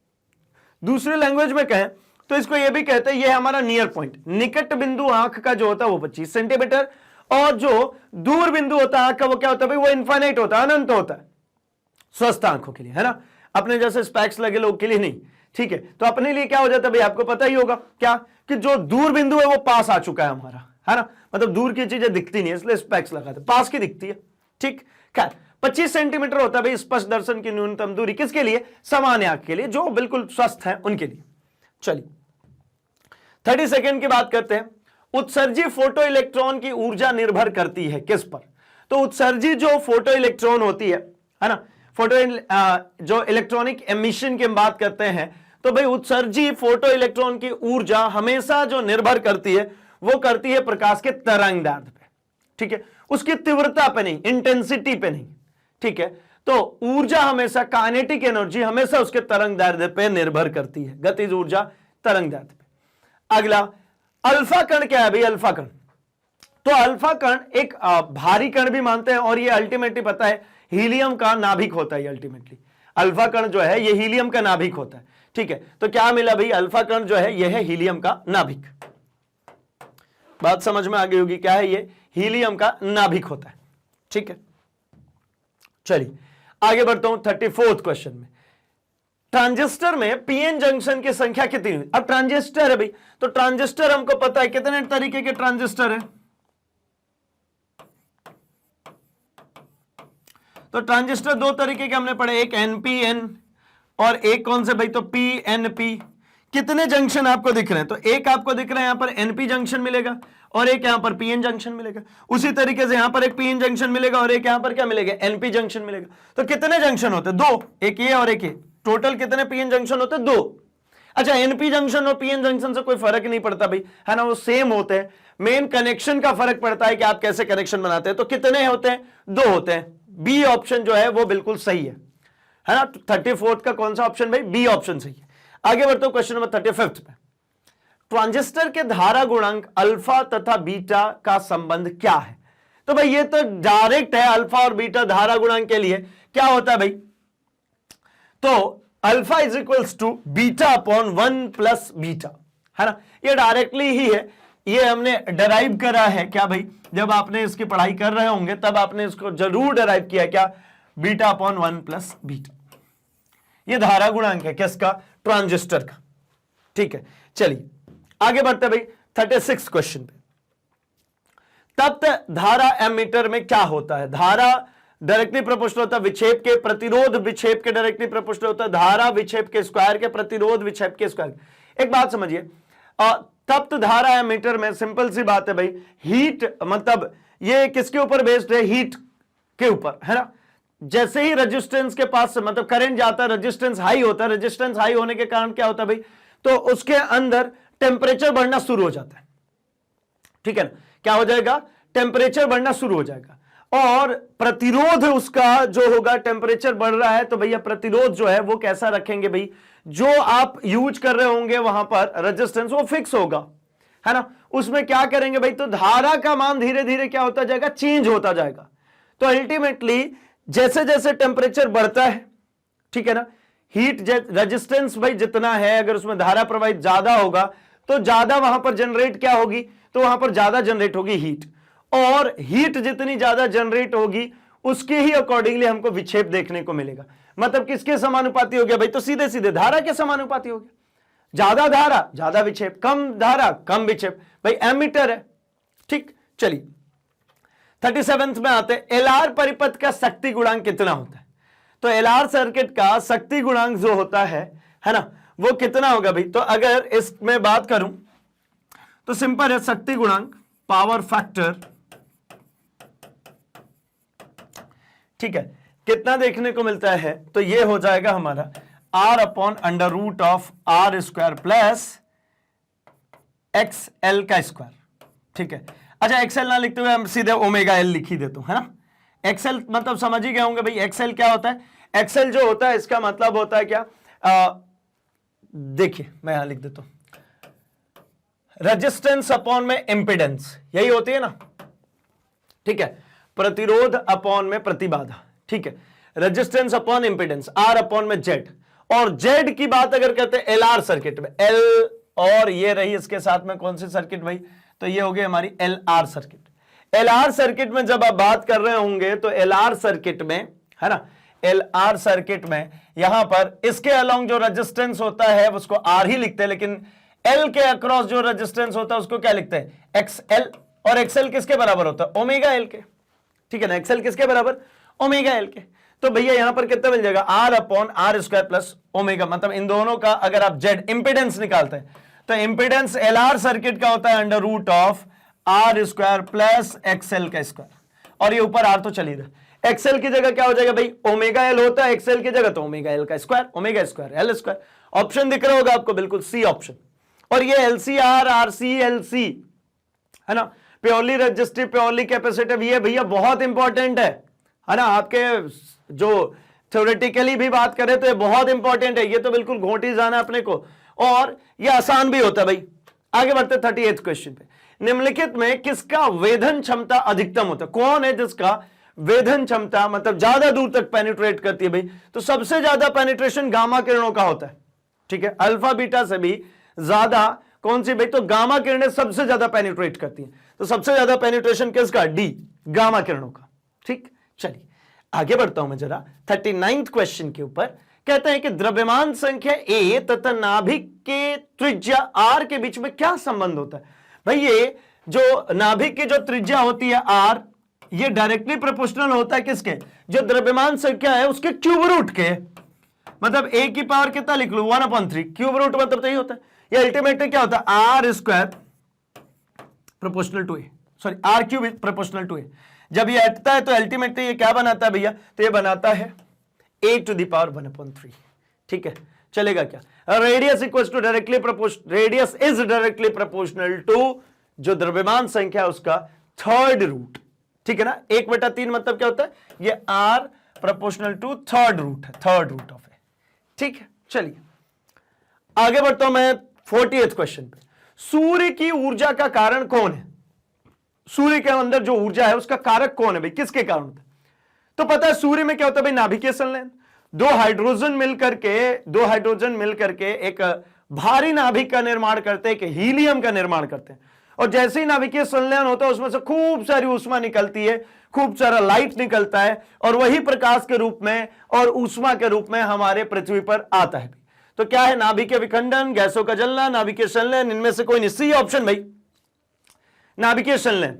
ठीक है, न्यूक्लियर क्या होगा भाई, तो ये न्यूक्लियर फ्यूजन। ठीक है ना, न्यूक्लियर फ्यूजन। ठीक है, और न्यूक्लियर फ्यूजन में क्या होता है भाई, तो विखंडन होता है, टूटना। जो हम बात करते हैं अगर हम यूरेनियम की, तो उसमें नाभिकीय विखंडन होता है भाई। जो न्यूक्लियर पावर प्लांट्स में हम यूज करते हैं वो क्या है, नाभिकीय विखंडन करते हैं। एक भारी नाभिक को तोड़ करके दो हल्के नाभिक में तोड़ते हैं, जबकि यहां पे नाभिकीय संलयन होता है किसमें, सूर्य में। चलिए 41th क्वेश्चन पे पहुंच रहे हैं। 1 किलोग्राम मात्रा के तुल्य ऊर्जा कितनी होती है लगभग, तो 1 kg मात्रा के तुल्य ऊर्जा लगभग 10⁻17 जूल के आसपास होती है। ठीक है ना, यह अल्टीमेटली अगर आप देखेंगे तो यह होती है 9 × 10⁻, ठीक है, 16 जूल के आसपास। ठीक है, तकरीबन इसके आसपास 9 पॉइंट भी समथिंग है, 9.72 × 10⁻16 जूल ऐसा कुछ। लेकिन हम क्या करें, इसको राउंड ऑफ करते हैं, इसको 10 कर दीजिए, तो इसको आगे बढ़ाया 10, तो 10 × 10⁻16 जूल लिख दिया, मतलब कितना हो गया 10⁻17 जूल। तो ये अप्रोक्सीमेट वैल्यू है, ठीक है ना, एग्जैक्ट नहीं है, ये कितना है, अप्रोक्सीमेट वैल्यू है। ठीक है, चलिए आगे बढ़ते हो जरा 42nd क्वेश्चन पे। 42nd क्वेश्चन कह रहे हैं कि पश्च अभिनित डायोड है। ठीक है, और रिवर्स बायस में कौन से डायोड को यूज करते हैं भाई, एलईडी को, फोटो डायोड को, ठीक है, या फिर जेनर डायोड को। तो रिवर्स बायस में यूज करने के लिए बनाई गई कौन सी भाई, जेनर डायोड।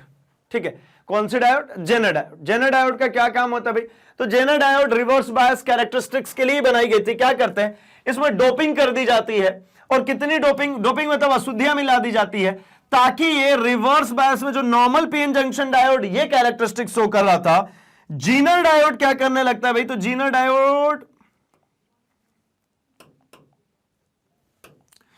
डायोड इसके कंपैरिजन में ब्रेकडाउन थोड़ा सा बढ़ा देते।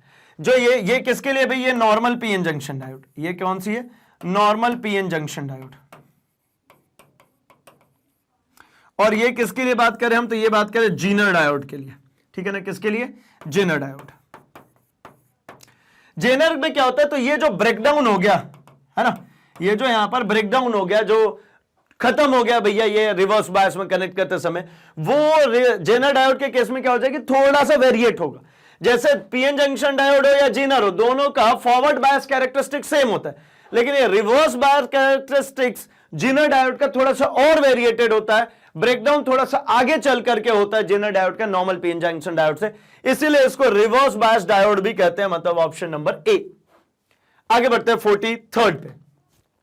नैंड गेट के लिए बूलियन व्यंजक क्या है, तो भैया देखिए एंड के लिए क्या होता है, एंड का मतलब क्या होता है भैया, तो एंड का मतलब होता है और, है ना, हम तो ऐसे ही याद रखते हैं। जैसे ही एंड की बात करेंगे, ठीक है, तो इस एंड की जैसे ही हम बात कर रहे होंगे, इसका मतलब होता है ये भी और वो भी, दोनों, यहां नहीं है, ये भी और, इसका मतलब क्या, और मतलब ये भी और वो भी, ऐसा करके याद रखते हैं, है ना। तो मैं कहता हूं क्या हो जाएगा भाई, तो y इक्वल्स टू होता है ये a डॉट बी, क्या होता है, a डॉट बी। लेकिन यहां लग गया एंड नहीं, नैंड। नैंड का मतलब ये आपको क्या, नॉट प्लस एंड।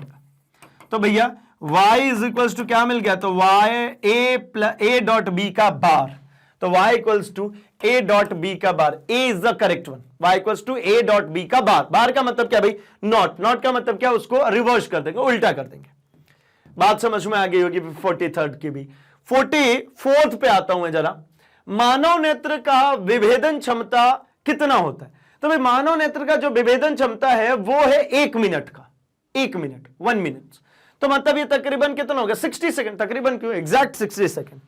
ऑप्शन क्या भाई, 60 सेकंड, ठीक है ना। आगे बढ़ते हैं 45th में। 45वें में कह रहे हैं नाभिकीय अभिक्रिया में संरक्षित राशियां हैं क्या। तो नाभिकीय अभिक्रिया में हमेशा आवेश संरक्षित रहता है भाई, बिल्कुल रहता है। कोणीय संवेग ये भी संरक्षित रहता है, रेखीय संवेग ये भी संरक्षित रहता है। तो मैं तो कहता हूं उपरोक्त में से सभी, D is the correct one, D जो है बिल्कुल सही है। उपरोक्त में से सभी, सभी है भैया जो कि इसमें क्या रहते हैं, संरक्षित रहते हैं। ठीक, आगे बढ़ता हूं क्वेश्चन नंबर 46 में।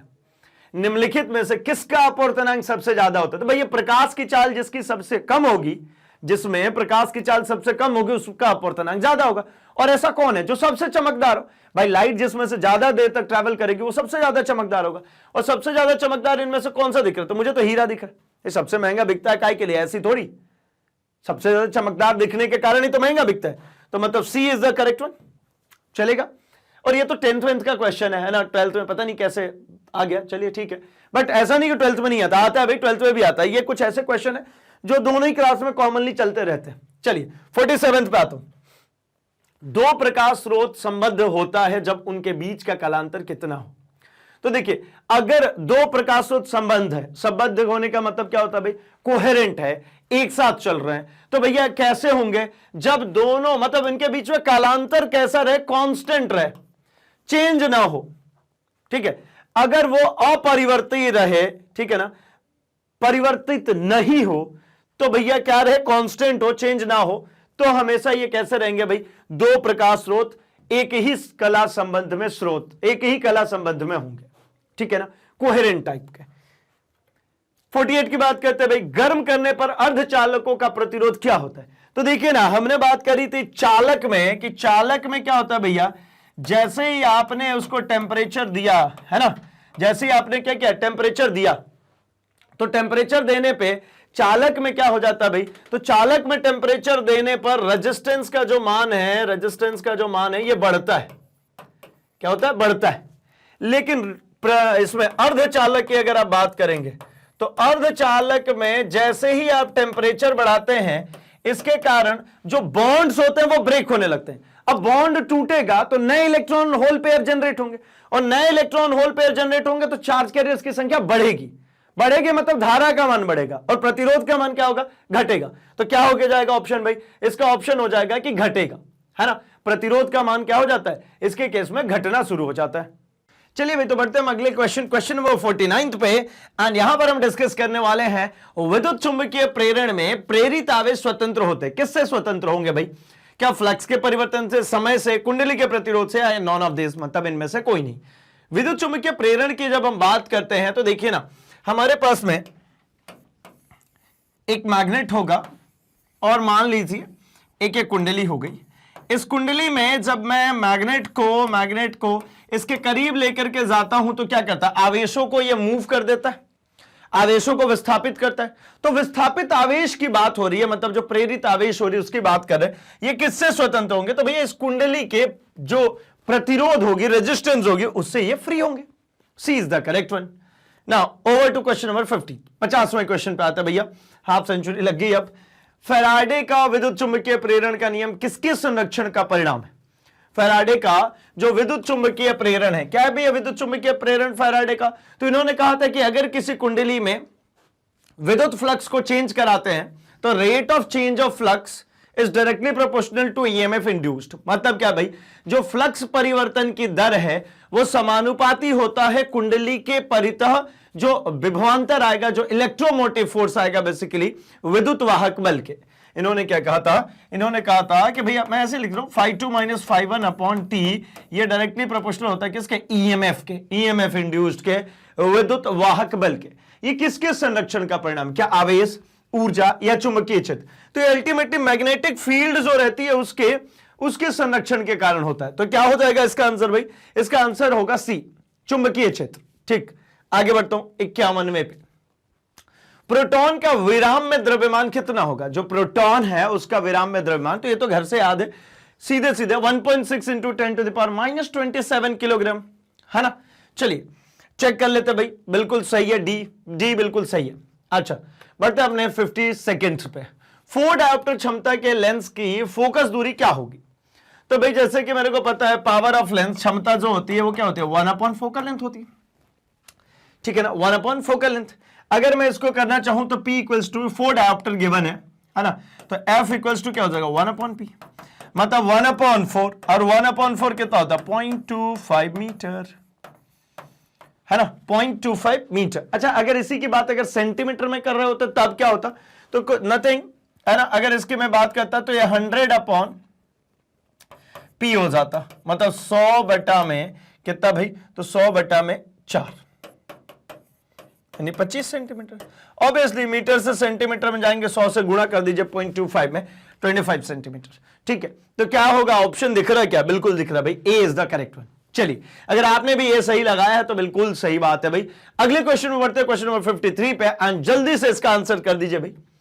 क्वेश्चन नंबर 53, समान समायोजन में एक सरल सूक्ष्मदर्शी की आवर्धन क्षमता कितनी होती है? नॉर्मल एडजस्टमेंट है भाई, अगर सरल सूक्ष्मदर्शी की बात करते हैं। देखिए, सरल सूक्ष्मदर्शी का मतलब ये नॉर्मली, है ना, कंपाउंड की बात नहीं कर रहे हैं, है ना, संयुक्त सूक्ष्मदर्शी नहीं है, सरल है। सरल मतलब क्या?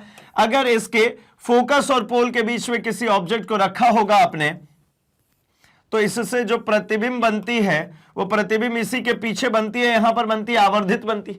इस संदर्भ में कह रहे हैं कि भाई ये जो इमेज यहां पर दिखेगी ये कितनी दूरी पर होती है? इसी को हम कहते हैं डी। डी क्या होता है भाई? LDDV, है ना। डी मतलब स्पष्ट दर्शन की न्यूनतम दूरी, 25 सेंटीमीटर होती है इसकी वैल्यू।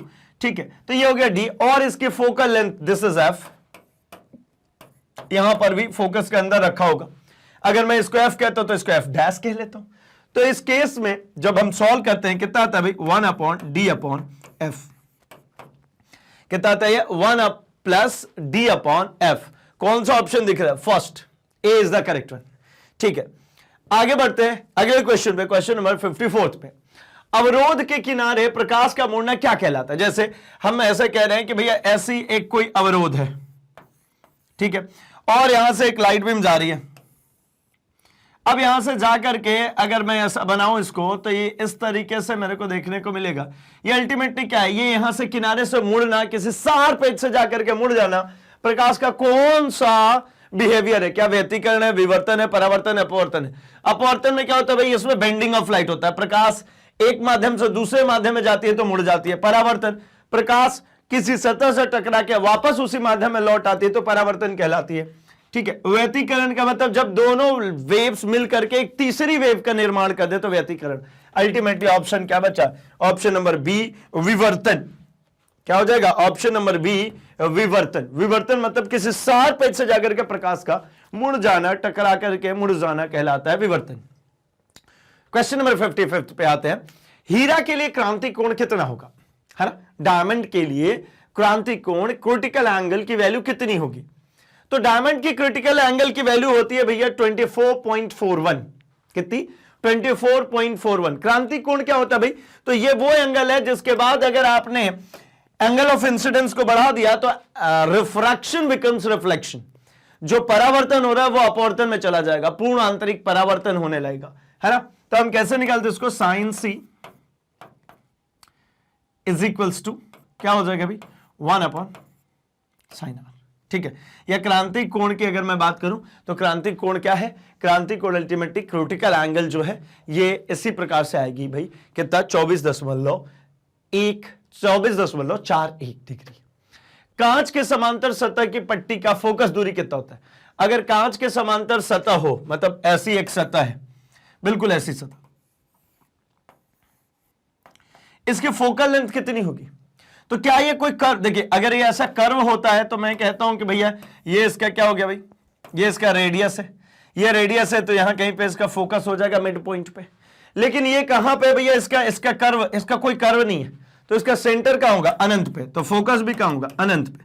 तो इसका फोकस पॉइंट कितना होगा? अनंत।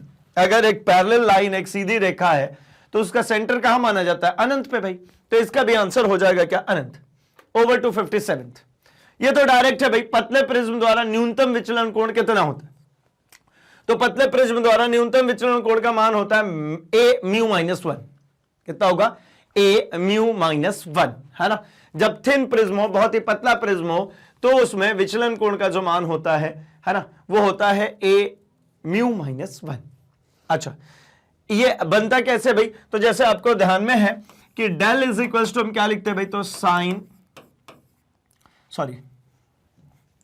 Mu equals to sine del m plus a upon में 2 whole upon sine a upon में 2, यही होता है ना। और हम अगर यहां से कैलकुलेट करना चाह रहे क्या? पतले प्रिज्म, तो पतले प्रिज्म के लिए क्या कंसीडर करते हैं भाई? कि साइन आई जो होता है वो बराबर हो जाएगा आर के, साइन आर जो होगा वो बराबर हो जाएगा किसके? आर के। तो इसका सीधा मतलब हो गया कि ये क्या बना लो? म्यू इक्वल्स टू साइन आई की जगह पे ये एंगल को सीधे रख दीजिए del M plus A upon में, होल अपॉन में, है ना, ये होल अपॉन में 2 अपॉन में a/2। तो म्यू इक्वल्स टू मेरे को यहां से देखने को क्या मिलता है? Del M plus A upon में 2 इंटू 2 अपॉन में a। ये 2 से 2 कैंसिल हो जाएगा, क्या बचेगा? Mu equals to del M plus A upon में, है ना। अब क्या करना? आप यहां पे क्रॉस मल्टीप्लाई कर दो, क्या बन जाएगा? म्यू ए, ठीक है, mu A is equals to del M plus A. आपको a को इधर ला दीजिए, mu a minus a is equals to del M. क्या करेंगे भाई? a को कॉमन कर लीजिए, क्या बचेगा? Mu -1 is equals to del M. Del M का मतलब क्या होता है भाई? यही है हमारा क्या? न्यूनतम विचलन कोण, है ना, minimum angle of deviation, del M, a mu -1, ये है। C is the correct one. ठीक, चलिए आगे बढ़ता हूं अपने अगले क्वेश्चन नंबर 58 में। रचनात्मक व्यतिकरण के लिए कालांतर कितना होता है? कंस्ट्रक्टिव इंटरफेरेंस की बात हो रही है। देखिए, एक वेवफॉर्म ये चल रही है, दूसरी वेवफॉर्म ये चल रही है। इसी संदर्भ में कंस्ट्रक्टिव वेवफॉर्म मिलेगा, मतलब इन दोनों के अगर रिजल्टेंट की बात करूं तो इन दोनों का जो रिजल्टेंट मिलेगा वो मुझे कुछ ऐसा मिल जाएगा। ये कौन है भैया? ये है रिजल्टेंट वेवफॉर्म। ठीक है, ये दोनों को अगर देखेंगे तो सेम फेस में चलना पड़ेगा ना। सेम फेस का मतलब क्या था? 2 पाई। किसके फेस में? 2 पाई के फेस में। 2 पाई मतलब हर एक 360 डिग्री पे ये जो यहां से चल के आई है, ये जो ऐसी वेव चल के आई, दूसरी भी ऐसी चलेगी, तब जाकर के कंस्ट्रक्टिव होगा। तो हर एक 2 पाई पे इनटू n, तो कितना हो जाएगा? 2n पाई। क्यों भैया? n मतलब नंबर ऑफ टाइम्स। जैसे एक बार यहां पे हो गए, फिर एक बार यहां पे जाकर के कंप्लीट करेंगे, दूसरी बार, तीसरी बार, चौथी बार, तो कितना? 2n पाई। ऑप्शन दिख रहा है क्या? बिल्कुल, phase difference equals to 2n pi. First option is the correct one, है ना। बढ़ते हैं 59th पे। 59th क्वेश्चन कह रहे हैं फोटोन की ऊर्जा कितनी होती है? तो फोटोन की ऊर्जा भाई डायरेक्टली अगर इलेक्ट्रॉन वोल्ट में कहूं तो होती है 6.62 इंटू 10⁻⁻34 इलेक्ट्रॉन वोल्ट। ठीक है, मतलब ए जो है ये इसमें हमारा हो जाएगा बिल्कुल सही। अच्छा, आगे बढ़े क्या? अगले क्वेश्चन पे आता है 60वें नंबर क्वेश्चन पे। निम्नलिखित में से कौन सी घटना प्रकाश के कण प्रकृति को प्रदर्शित करता है? मतलब हमें पता है ना कि प्रकाश 2 तरीके की प्रकृति को डिस्कस करता है भाई। कैसा? एक कणिकीय प्रवृत्ति होती है उसमें, और एक तरंगीय प्रवृत्ति होती है। कौन कौन सी भाई? एक कणिकीय और एक तरंगीय। तो तरंगीय प्रकृति जैसे कि हमने अभी पढ़ा क्या? इंटरफेरेंस, है ना, व्यतिकरण हमने पढ़ा, वो तरंगीय प्रवृत्ति है। इनमें से कौन सा है जो कणिकीय को बताएगा?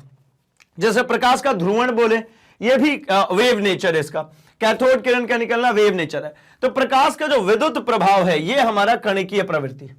क्योंकि मुझे पता आवेश जब प्रवाहित होंगे तभी जाकर के हमें इलेक्ट्रॉन्स बाहर निकलते हुए दिखेंगे, और इलेक्ट्रॉन्स जो बाहर निकलते हुए दिख रहे हैं उसकी वजह से विद्युत धारा मिलेगी। हमें पता है कि वर्क फंक्शन नाम की चीज होती है भाई, कार्य फलन। क्या होता है? एक प्लेट है, इसके ऊपर क्या होता है भाई? यहां पर प्रकाश किरणें पड़ती है, तो यहां से इलेक्ट्रॉन्स बाहर निकलना शुरू हो जाते हैं, जिनको हम एक पॉजिटिव गुंबद जैसा कैथोड के जरिए क्या करते हैं? इनको अट्रैक्ट कर लेते हैं। अब जब आवेश एक जगह से दूसरी जगह जाएंगे तो विद्युत धारा प्रवाहित होगी। इसी को कहते हैं हम प्रकाश का विद्युत प्रभाव, और ये है हमारी कणिकीय प्रवृत्ति का एक उदाहरण। ठीक, आगे बढ़ते हैं क्वेश्चन नंबर 61 पे। निम्न में कौन सा कण विद्युतीय एवं चुंबकीय क्षेत्र एक साथ ही समय रहने पर अचर वेग से जा सकता है? मतलब विद्युतीय और चुंबकीय क्षेत्र एक साथ ही समय रहने पर अचर वेग से जा सकता है। कौन है इनमें से? क्या इलेक्ट्रॉन है, प्रोटॉन है, फोटोन है, या सभी? तो भाई इनमें से मैं कहता हूं कि फोटोन। इलेक्ट्रॉन और प्रोटॉन की अगर हम बात करेंगे तो भैया ये फील्ड के अकॉर्डिंगली मूव होते हैं। जैसे इलेक्ट्रॉन और प्रोटॉन की बात करते हैं, इलेक्ट्रॉन नेगेटिवली चार्ज है, प्रोटॉन पॉजिटिवली चार्ज है। तो जब ये मूव करेंगे तो अगर इलेक्ट्रॉन मान लीजिए इस दिशा में मूव कर रहा है तो इसका मतलब इस दिशा में विद्युत धारा मूव करेगी। अगर इसी दिशा में प्रोटॉन मूव कर रहा है तो इसी दिशा में क्या विद्युत धारा मूव करेगी। अगर मान लीजिए दोनों ही जगहों पे चुंबकीय बल रेखा है, मान लीजिए यहां पर इनसाइड है, और दूसरे केस में भी मान लेता हूं चुंबकीय बल रेखा इनसाइड है, तो चुंबकीय बल रेखा अगर इनसाइड होगी तो ऑब्वियस सी बात है कि हमें यहां पर क्या लगानी होगी भाई, तो यहां पर लगा देंगे हम हमारा लेफ्ट हैंड रूल। और लेफ्ट हैंड रूल कहता है कि मैग्नेटिक फील्ड इनसाइड हो गई, करंट की डायरेक्शन इधर हो गई, तो फोर्स नीचे लगेगा, मतलब ये नीचे की तरफ मुड़ जाएगा। कौन भाई? ये प्रोटॉन जो जा रहा था, ये प्रोटॉन किधर मुड़ जाएगा? ये नीचे की तरफ मुड़ जाएगा। और ठीक इसके विपरीत क्या होगा भाई, तो धारा की दिशा इधर है, फील्ड इधर है, तो ये इलेक्ट्रॉन किधर मुड़ जाएगा? इलेक्ट्रॉन ऊपर मुड़ जाएगा। मतलब ये एक साथ अचर वेग से जा सकते क्या? नहीं, अचर वेग से नहीं जा सकते। तो बचा कौन? बचा फोटोन। फोटोन कैसा होता है भैया? ये न्यूट्रल होता है, इसमें कोई आवेश नहीं होता। जब इसमें कोई आवेश नहीं है तो ये सीधे सीधे मूव कर जाएगा, मतलब सी इज द करेक्ट वन। ठीक है, आगे बढ़ते क्वेश्चन नंबर 62। नाभिक की खोज किसने की थी? Thomson, Bohr, Rutherford, Powell. ये तो बहुत आसान है, रदरफोर्ड है ना। नाभिक की खोज किसने करी थी भाई? रदरफोर्ड ने। आगे बढ़ता हूं क्वेश्चन नंबर 63 में। इलेक्ट्रॉन, प्रोटॉन एवं न्यूट्रॉन के लिए कौन सी राशि समान है? क्या द्रव्यमान समान होगा, संवेग, आवेश या ऊर्जा? तो देखिए मुझे पता है इलेक्ट्रॉन, प्रोटॉन और न्यूट्रॉन तीनों की द्रव्यमान अलग अलग होती है, आवेश तीनों पे अलग ही होंगे भाई, है ना, क्योंकि न्यूट्रॉन पे तो आवेश होगा ही नहीं। प्रोटॉन और इलेक्ट्रॉन पे जितना आवेश होता है नो डाउट मैग्नीट्यूड सेम होता है, लेकिन डायरेक्शंस ऑपोजिट होती हैं। ऊर्जा की हम बात कर नहीं सकते, जब उनके ऊपर आवेश अलग अलग है तो ऊर्जा भी अलग अलग होगी। अल्टीमेट मतलब है संवेग, जो इनका मोमेंटम होता है वो सेम होता है ना। मोमेंटम क्या होता है भैया? तो ये होता है द्रव्यमान इंटू वेग, मास इंटू वेलोसिटी। अगर यहां पे आप देख रहे हैं कि ये है न्यूट्रॉन, इसके बाजू में यहां पर है प्रोटॉन, और दोनों स्थायी अवस्था में, और इसके बाहर कक्षक में यहां पर इलेक्ट्रॉन अगर रिवॉल्व हो रहा है तो भैया जितना ये मोमेंटम क्रिएट कर रहा होगा उतना ही ये संवेग संरक्षण के सिद्धांत के कारण ही इलेक्ट्रॉन जो है नाभिक के परितः मूव कर रहा है, अदरवाइज ये मूव नहीं करता। तो ऑप्शन क्या हो जाएगा भाई? बी, संवेग। Over to question number 64। एक प्रत्यावर्ती धारा का समीकरण है I equals to 50 sine 100 pi T. तो विद्युत धारा की आवृत्ति पूछ रहे हैं। अच्छा, तो इसमें और भी एम्पलीट्यूड भी पूछ सकते हैं। देखिए इसको स्टैंडर्ड इक्वेशन से कंपेयर कीजिए। I इक्वल्स टू कितना होता है? I naught sine omega T. क्या होता है भाई? I naught sine omega T. और ओमेगा कितनी होती है? Omega is equals to 2 pi N. ठीक है, अगर मैं इसको लिखना चाहूं तो क्या लिख सकता हूं?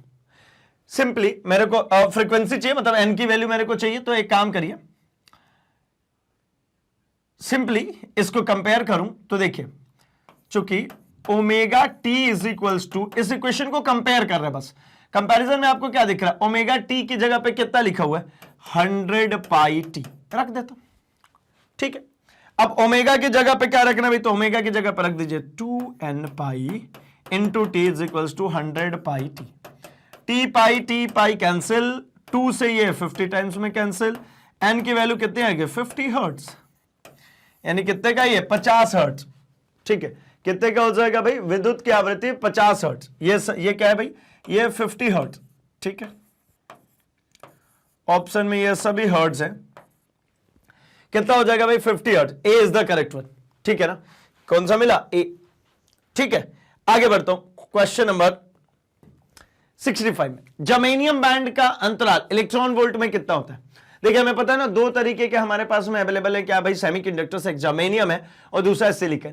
तो इनके बैंड अंतराल, जो बैंड गैप होता है, वो कितने का होगा?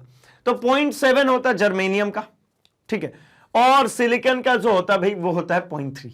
ठीक है, तो ये कितना हो गया भाई? 0.7 इलेक्ट्रॉन वोल्ट जर्मेनियम। आगे बढ़ते हैं। यदि किसी धातु का कार्यफलन मतलब वर्क फंक्शन 2.8 इलेक्ट्रॉन वोल्ट है तो इसका देहली तरंगदैर्ध्य कितना होगा? मतलब हम वर्क फंक्शन कह रहे हैं कितना भाई? 2.8 इलेक्ट्रॉन वोल्ट। ठीक है, तो इसकी हम थ्रेशोल्ड फ्रीक्वेंसी की बात, थ्रेशोल्ड वेवलेंथ की बात करें तो इसकी थ्रेशोल्ड वेवलेंथ जो होगी, ठीक है, प्लैंक्स कांस्टेंट को रखने के बाद आप इसको कैलकुलेट कर सकते हैं और वो निकलेगी कितनी? 4433। मतलब 4433 एंगस्ट्रम। ठीक है, सी जो है इसका करेक्ट आंसर है। आगे बढ़ता हूं मैं क्वेश्चन नंबर 67 पे। ट्रांसफार्मर के क्रोड को परतदार किस लिए रखा जाता है? जो ट्रांसफार्मर का जो क्रोड होता है उसको लेयर्स में क्यों रखते हैं, ऐसे परत परत में क्यों रखते हैं? तो ट्रांसफार्मर के क्रोड को परतदार रखने के पीछे कारण है भाई कि अगर उसको परतदार नहीं रखते तो उसमें एडी करंट जनरेट होने लगता है ना, भंवर धाराएं, फोकॉल्ड करंट उसमें जनरेट होती, जिससे हीट प्रोड्यूस होती है और वो एक तरीके का लॉस है। तो इसलिए कि भैया लॉस ना हो, है ना, ऊर्जा क्षय कम करने के लिए, मात्रा क्षय कम करने के लिए, आवेश क्षय, इनमें से कोई नहीं, तो भैया एनर्जी लॉसेस को कम करने के लिए, लॉस ऑफ एनर्जी ना हो, क्योंकि उसमें जो भंवर धाराएं उत्पन्न होंगी, जो फोकॉल्ड करंट उत्पन्न होगा, वो अल्टीमेटली किससे होगा? जो हमने ट्रांसफार्मर को दिया है प्राइमरी कॉइल पे, उसी के कारण होगी, मतलब हमारी दी गई ऊर्जा के कारण होगी। तो हम अपनी एनर्जी में लॉस क्यों करेंगे? ठीक। क्वेश्चन नंबर 68, लेजर क्रिया के लिए क्या आवश्यकता? देखिए भैया, लेजर की अगर हम बात करते हैं तो अल्टीमेटली क्या है, ये एक तरीके का सेमीकंडक्टर है ना, एक तरीके का अर्धचालक है, उसी से हम इसको क्या करते हैं भाई, एक हाई बीम ऑफ लाइट को जनरेट कर पाते हैं। तो क्या चाहिए इसमें भाई? इसमें चाहिए एक अर्धचालक, यानी बी इसका करेक्ट आंसर है। आगे बढ़ते हो क्वेश्चन नंबर 69 पे। किसी अर्धचालक का तापमान गुणांक समान होता है। ठीक है, कैसा होता है भाई? किसी अर्धचालक का तापमान गुणांक का मान होता है कैसा? पॉजिटिव, नेगेटिव या शून्य या फिर अनंत। तो अर्धचालक का जो टेम्परेचर कोएफिशिएंट होता है वो नेगेटिव होता है। ठीक है, अर्धचालक का टेम्परेचर कोएफिशिएंट नेगेटिव होता है।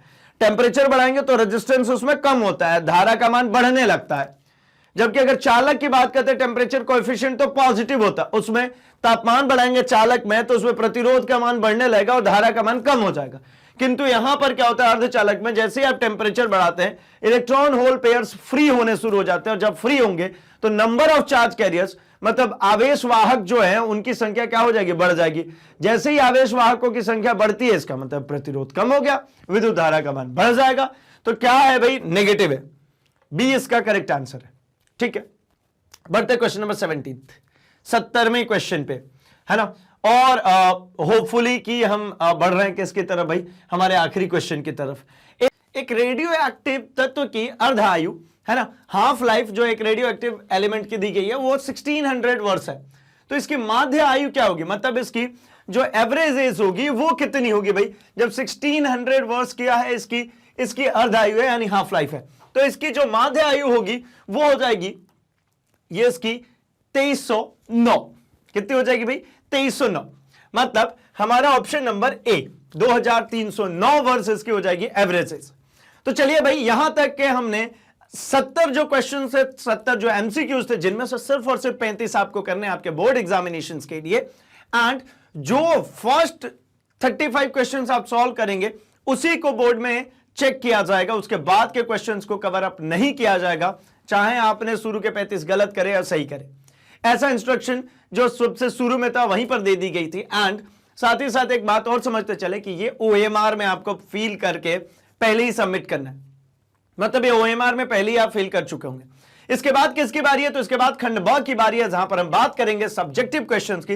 लेकिन अभी यहीं पर लेते हैं हम एक छोटा सा विराम, जिसमें हमने सिर्फ और सिर्फ एमसीक्यूज क्वेश्चंस को किया है। अगले सेशन में हम डिस्कस करने वाले इसके सब्जेक्टिव क्वेश्चंस को भी, क्योंकि अल्टीमेटली इसमें आपको 70 में से 35 करने, वैसे वहां पर भी आपको पूरे डबल क्वेश्चंस दिए जाते हैं, उनमें से 50% के आंसर्स करने होते हैं। तो मिलेंगे अपने अगले सेशन में, जहां पर हम बचे हुए क्वेश्चंस को करेंगे सॉल्व। इस सेशन को यहीं पर करते हैं समाप्त। लेकिन आप मैग्नेट ब्रेन्स के साथ में जुड़े रहें, क्योंकि मैग्नेट ब्रेन्स आपके लिए लेकर के आते हैं इतने सारे डिनोमिनेशंस और सब कुछ फ्री ऑफ कॉस्ट। मतलब CBSE English as well as Hindi medium, मतलब अगर आप अंग्रेजी माध्यम से हो, हिंदी मीडियम से हो, आप किसी भी स्टेट बोर्ड से हो, सीबीएसई का अल्टीमेट मतलब एनसीईआरटी बेस्ड क्लासेस है, आप किसी भी स्टेट बोर्ड से हो, आपको यहां पर पूरा कोर्स कंटेंट मिल जाता है फ्री ऑफ कॉस्ट। साथ ही साथ अगर आप यूपी या बिहार बोर्ड से आते हैं तो आपके लिए तो एक्सक्लूसिव प्लेलिस्ट अवेलेबल है, जहां पर आपके बोर्ड के अकॉर्डिंगली आपको पूरा कोर्स कंटेंट दिया जाता है फ्री ऑफ कॉस्ट। ठीक है भाई, तो इसी प्रकार से NTSC, olympiad, CUET, spoken English के लिए अगर आप हमसे कनेक्टेड है तो कनेक्टेड रहिए भाई। मैग्नेट ब्रेन्स कमिटेड है हमेशा ही एक हाई क्वालिटी एजुकेशन देने के लिए एंड फ्री ऑफ कॉस्ट। चलिए, तो इसी प्रकार से और अगर अपने आप में इंप्रोवाइजेशन चाहते हैं तो भाई सिंपली जाइए वीडियो के डिस्क्रिप्शन बॉक्स में, वहां पर लिंक मिलेगी, लिंक को फॉलो कीजिए एंड ऑर्डर कीजिए अपने लिए बुक्स एंड ई बुक्स को, जो कि एक्सक्लूसिवली मैग्नेट ब्रेन्स द्वारा आपके लिए डिजाइंड है। ठीक है, तो भाई जिस प्रकार से हमसे कनेक्टेड है हमारे यूट्यूब पे, उसी तरीके से हमारे social media platform that is Facebook, Instagram, Twitter, Telegram पर भी कनेक्टेड हो सकते हैं, जहां पर आपके कोई सजेशन, कोई सुझाव है वो फटाफट हम तक पहुंचा सकते हैं। एंड हमारी तरफ से कोई नई अनाउंसमेंट आती है, कोई नई इंफॉर्मेशन आती है, वो जल्दी से जल्दी आप तक हम पहुंचा सकते हैं। बने रहिए हमारे साथ, फटाफट से इस वीडियो को लाइक कर दीजिए, चैनल को सब्सक्राइब एंड इसे अपने दोस्तों में भी शेयर कर दीजिए भाई, क्योंकि उन्हें भी तो बताना है कि मैग्नेट ब्रेन्स हिंदी लेकर के आते हैं quality education free of cost experience teachers के साथ। तो बने रहिए हमारे साथ, मिल रहे हैं हम अपने अगले सेशन में इसी सैंपल पेपर, इसी मॉडल पेपर के सब्जेक्टिव आंसर्स के साथ। तब तक के लिए थैंक्स फॉर वॉचिंग।